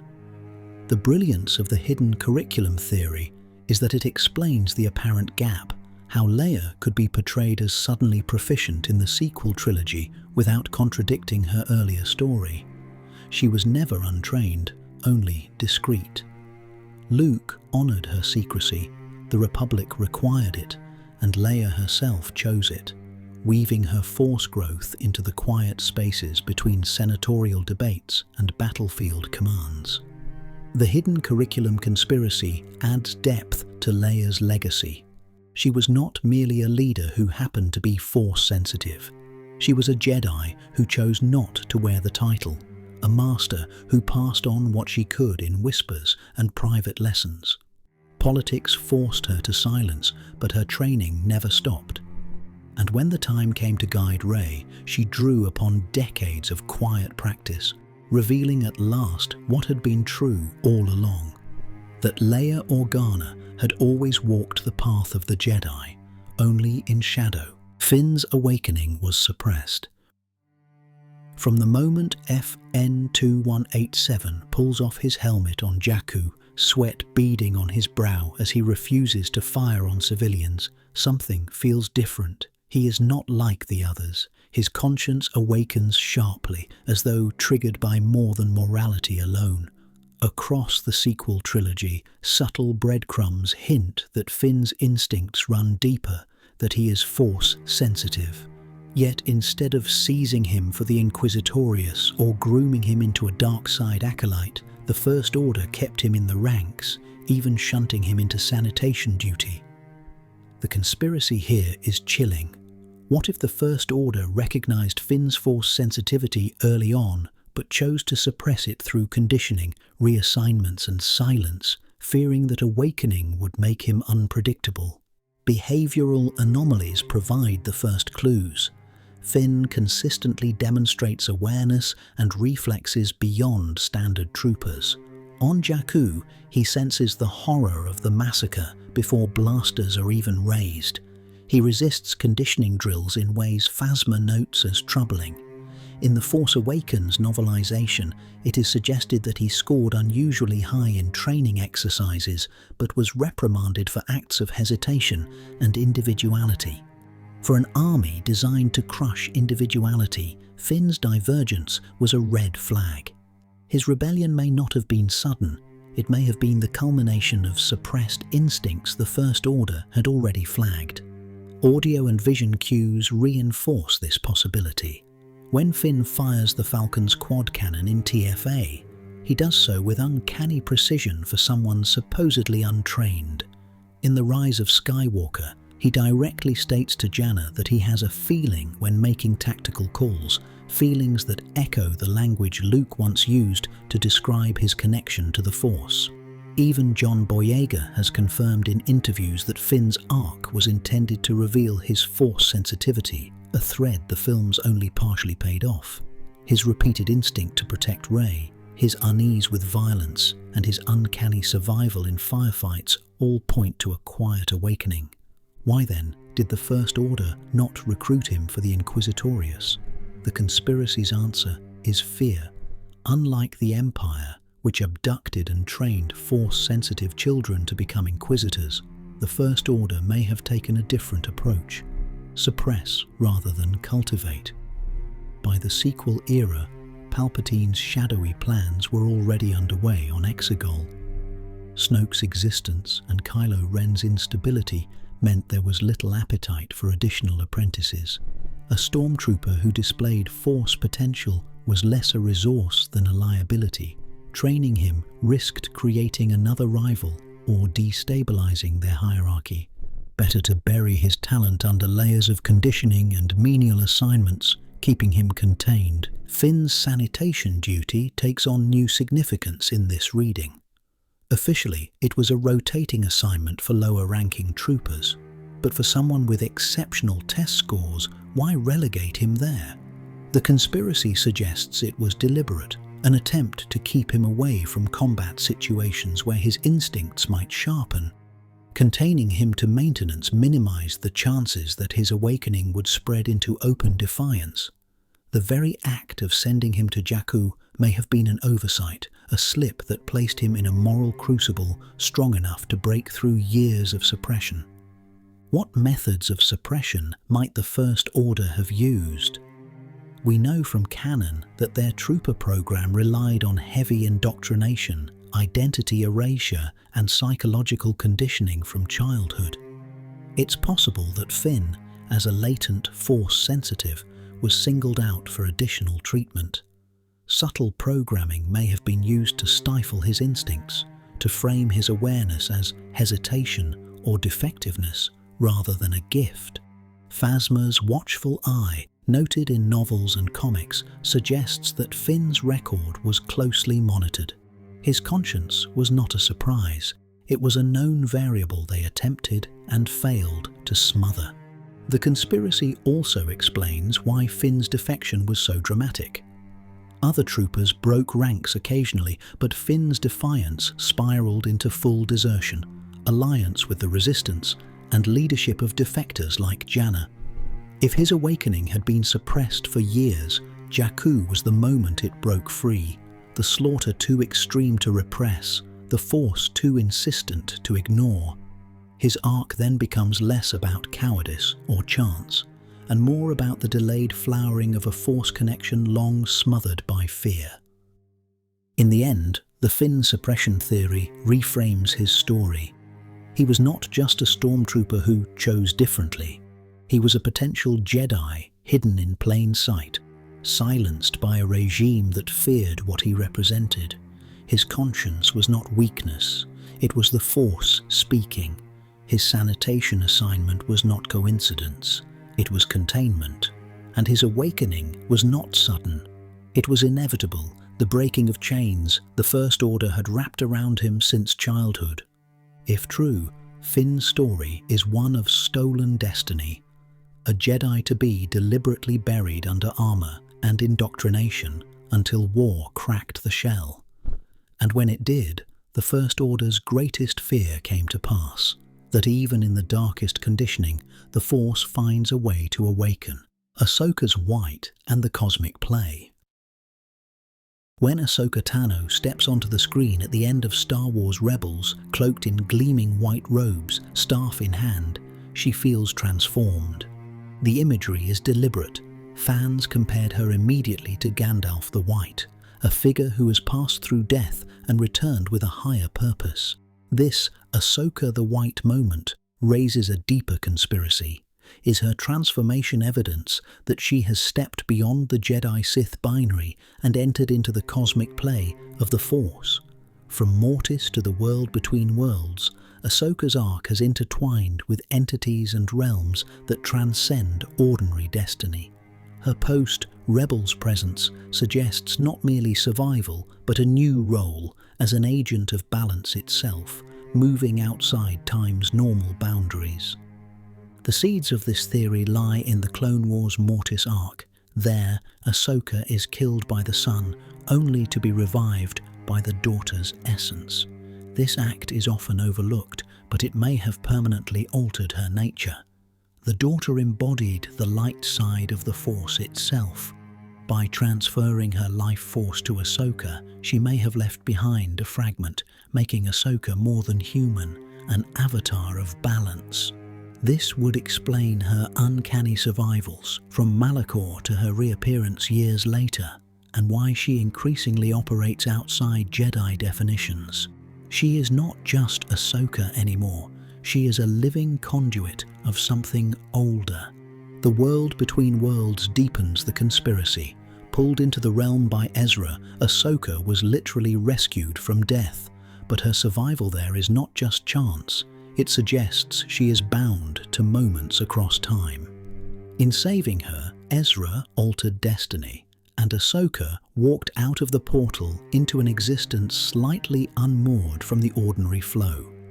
Fans note that she disappears for years, only to re-emerge robed in white, her mission undefined, but her aura distinctly other. Was this absence time spent walking paths of the Force inaccessible to most? Was her transformation a result of prolonged exposure to the world between worlds? If so, her choices bend fate outside the normal timeline. Consider her silence during the Galactic Civil War. She did not intervene in Luke's training or confront Vader at Endor. Why? Perhaps because she understood her mission differently. Not to disrupt the timeline the Force itself had set, but to move along its edges, intervening only when balance demanded it. In this sense, Ahsoka's path becomes one of cosmic restraint. She is not the Jedi who saves the galaxy through battle, but the Force's sentinel, stepping in where threads might otherwise unravel. This role explains her Gandalf the White imagery. Like Tolkien's wizard, Ahsoka has passed through fire and shadow, through death and resurrection, and returned elevated, no longer bound to her old order, but serving a higher design. Her calm, deliberate presence in The Mandalorian and beyond reflects this. She is not seeking to rebuild the Jedi, nor to avenge the Sith.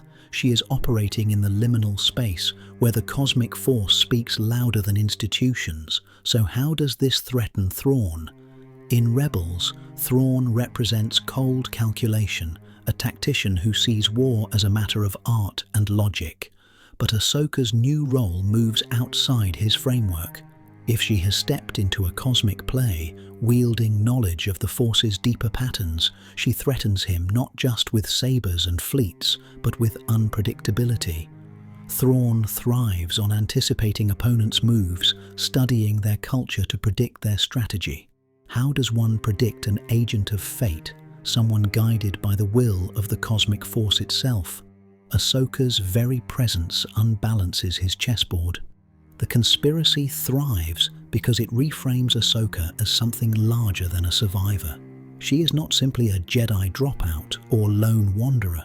She is the inheritor of the daughter's essence, the traveler of the world between worlds, the one who stepped outside death and returned cloaked in white. Her refusal to identify as Jedi is not rejection but clarity. She serves not doctrine, but the Force's design. In this reading, Ahsoka Tano has become the Force's secret counterweight, a cosmic piece moved when balance trembles, unseen by most until the moment of revelation. Her survival, her transformation, her calm beyond tragedy, all are signs that she no longer plays the same game as Jedi and Sith. She plays the Force's game, the one that unfolds beyond time and ideology. And that, more than any fleet or strategy, is what makes her Thrawn's greatest threat. The final pattern was balance always a long con. Throughout the saga of Star Wars, from the Old Republic to the rise and fall of empires, one phrase echoes again and again: balance in the Force. It is prophecy, mantra, and riddle, never fully explained yet always hovering in the background. The Jedi clung to it, the Sith scoffed at it, and the galaxy suffered through cycles of war and betrayal under its shadow. But what if balance was never meant to be a single moment of triumph? What if the galaxy's most painful turns, the Jedi Purge, the rise of Palpatine, the schism of Ben Solo, even the endless tug-of-war between light and dark, were not accidents, but stagecraft of the Force itself? The conspiracy asks, was balance always a long con, a perpetual correction disguised as tragedy? Coincidences pile up like deliberate choreography. Anakin Skywalker is born of no father, seemingly by the will of the Force, only to fall to the dark side and slaughter the Jedi. That fall, though catastrophic, destroys the arrogance of the Order, which had blinded itself to Palpatine's rise. The Purge wipes the slate clean, leaving only fragments to survive into a new era. Decades later, Luke's compassion for his father, an emotional bond dismissed by the Jedi as weakness, becomes the lever that topples the Emperor. Again, a personal connection, not doctrine, resets the balance. The pattern repeats with Rey and Ben Solo. She is the scavenger with no legacy, he the heir of Vader's blood. Together they form a dyad, each half incomplete, their bond uniting them even across battle lines. When Ben turns back to the light, it is not the Jedi Code or Sith ideology that redeems him, but Rey's recognition of their shared humanity. Their union, fleeting yet powerful, ensures the destruction of Palpatine's final gambit. Once more, balance is not enforced by philosophy, but through personal bonds, cosmic levers hidden in the smallest of choices. Even Grogu's survival fits the pattern. During the Purge, when the galaxy seemed to tip fully into darkness, a single child of Yoda's species is carried out of the fire by Kelleran Beck and Naboo loyalists. Grogu's survival does not end the Purge, but it ensures that hope and potential continue. His presence decades later, aligned with Din Djarin, suggests the Force placed him exactly where he would matter most. The Force does not move only through armies and councils, it whispers through rescues, friendships, and improbable survivals. The conspiracy thrives because these coincidences seem too perfect. The Skywalkers appear at every hinge, key players survive against impossible odds, even disasters serve double duty. The Jedi Purge births Luke, Luke's failure births Rey, Rey's victory requires Ben. Each collapse is followed by renewal, as though the galaxy's agony is the only language balance speaks. Is balance, then, a destination or a perpetual correction? The Jedi believed it was an endpoint, destroy the Sith and harmony reigns. But the evidence suggests otherwise. Every time one side tips the scale, the Force engineers a counterweight. Anakin rises as the Sith's pawn, only to become their destroyer. Luke nearly rebuilds the Jedi, only to watch arrogance and failure return in Ben. Rey emerges not as the last Jedi, but as something outside the binary, an heir to all legacies, reshaped by both light and dark. If balance were a final state, these cycles would end. Instead, they recur. This long con interpretation reframes the Force as less a benevolent deity and more a cosmic mechanic, endlessly resetting the board when extremes accumulate. Jedi institutions grow too rigid, so they are burned away. Sith power grows too absolute, so it collapses inward. Individuals, Anakin, Luke, Rey, become instruments of these resets, not because of destiny imposed, but because their bonds and choices ripple outward at the exact moments needed. What makes this conspiracy unsettling is the implication that suffering is not a failure of the Force, but its strategy. The galaxy bleeds so that extremes can be pruned. The Purge, the Empire, even Palpatine's return may not be anomalies but necessary convulsions, each paving the way for a recalibration. Balance is not a serene resting point. It is motion, constant correction, achieved through sacrifice and loss. And yet, within this harsh vision, there is a strange hope. If the Force plays a long game, then every bond, every act of compassion, every moment of defiance matters. Luke saving Vader, Rey saving Ben, Beck saving Grogu. These are not accidents.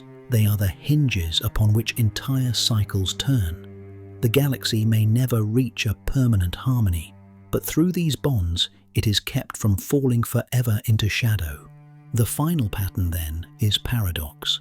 Balance is always achieved and never kept.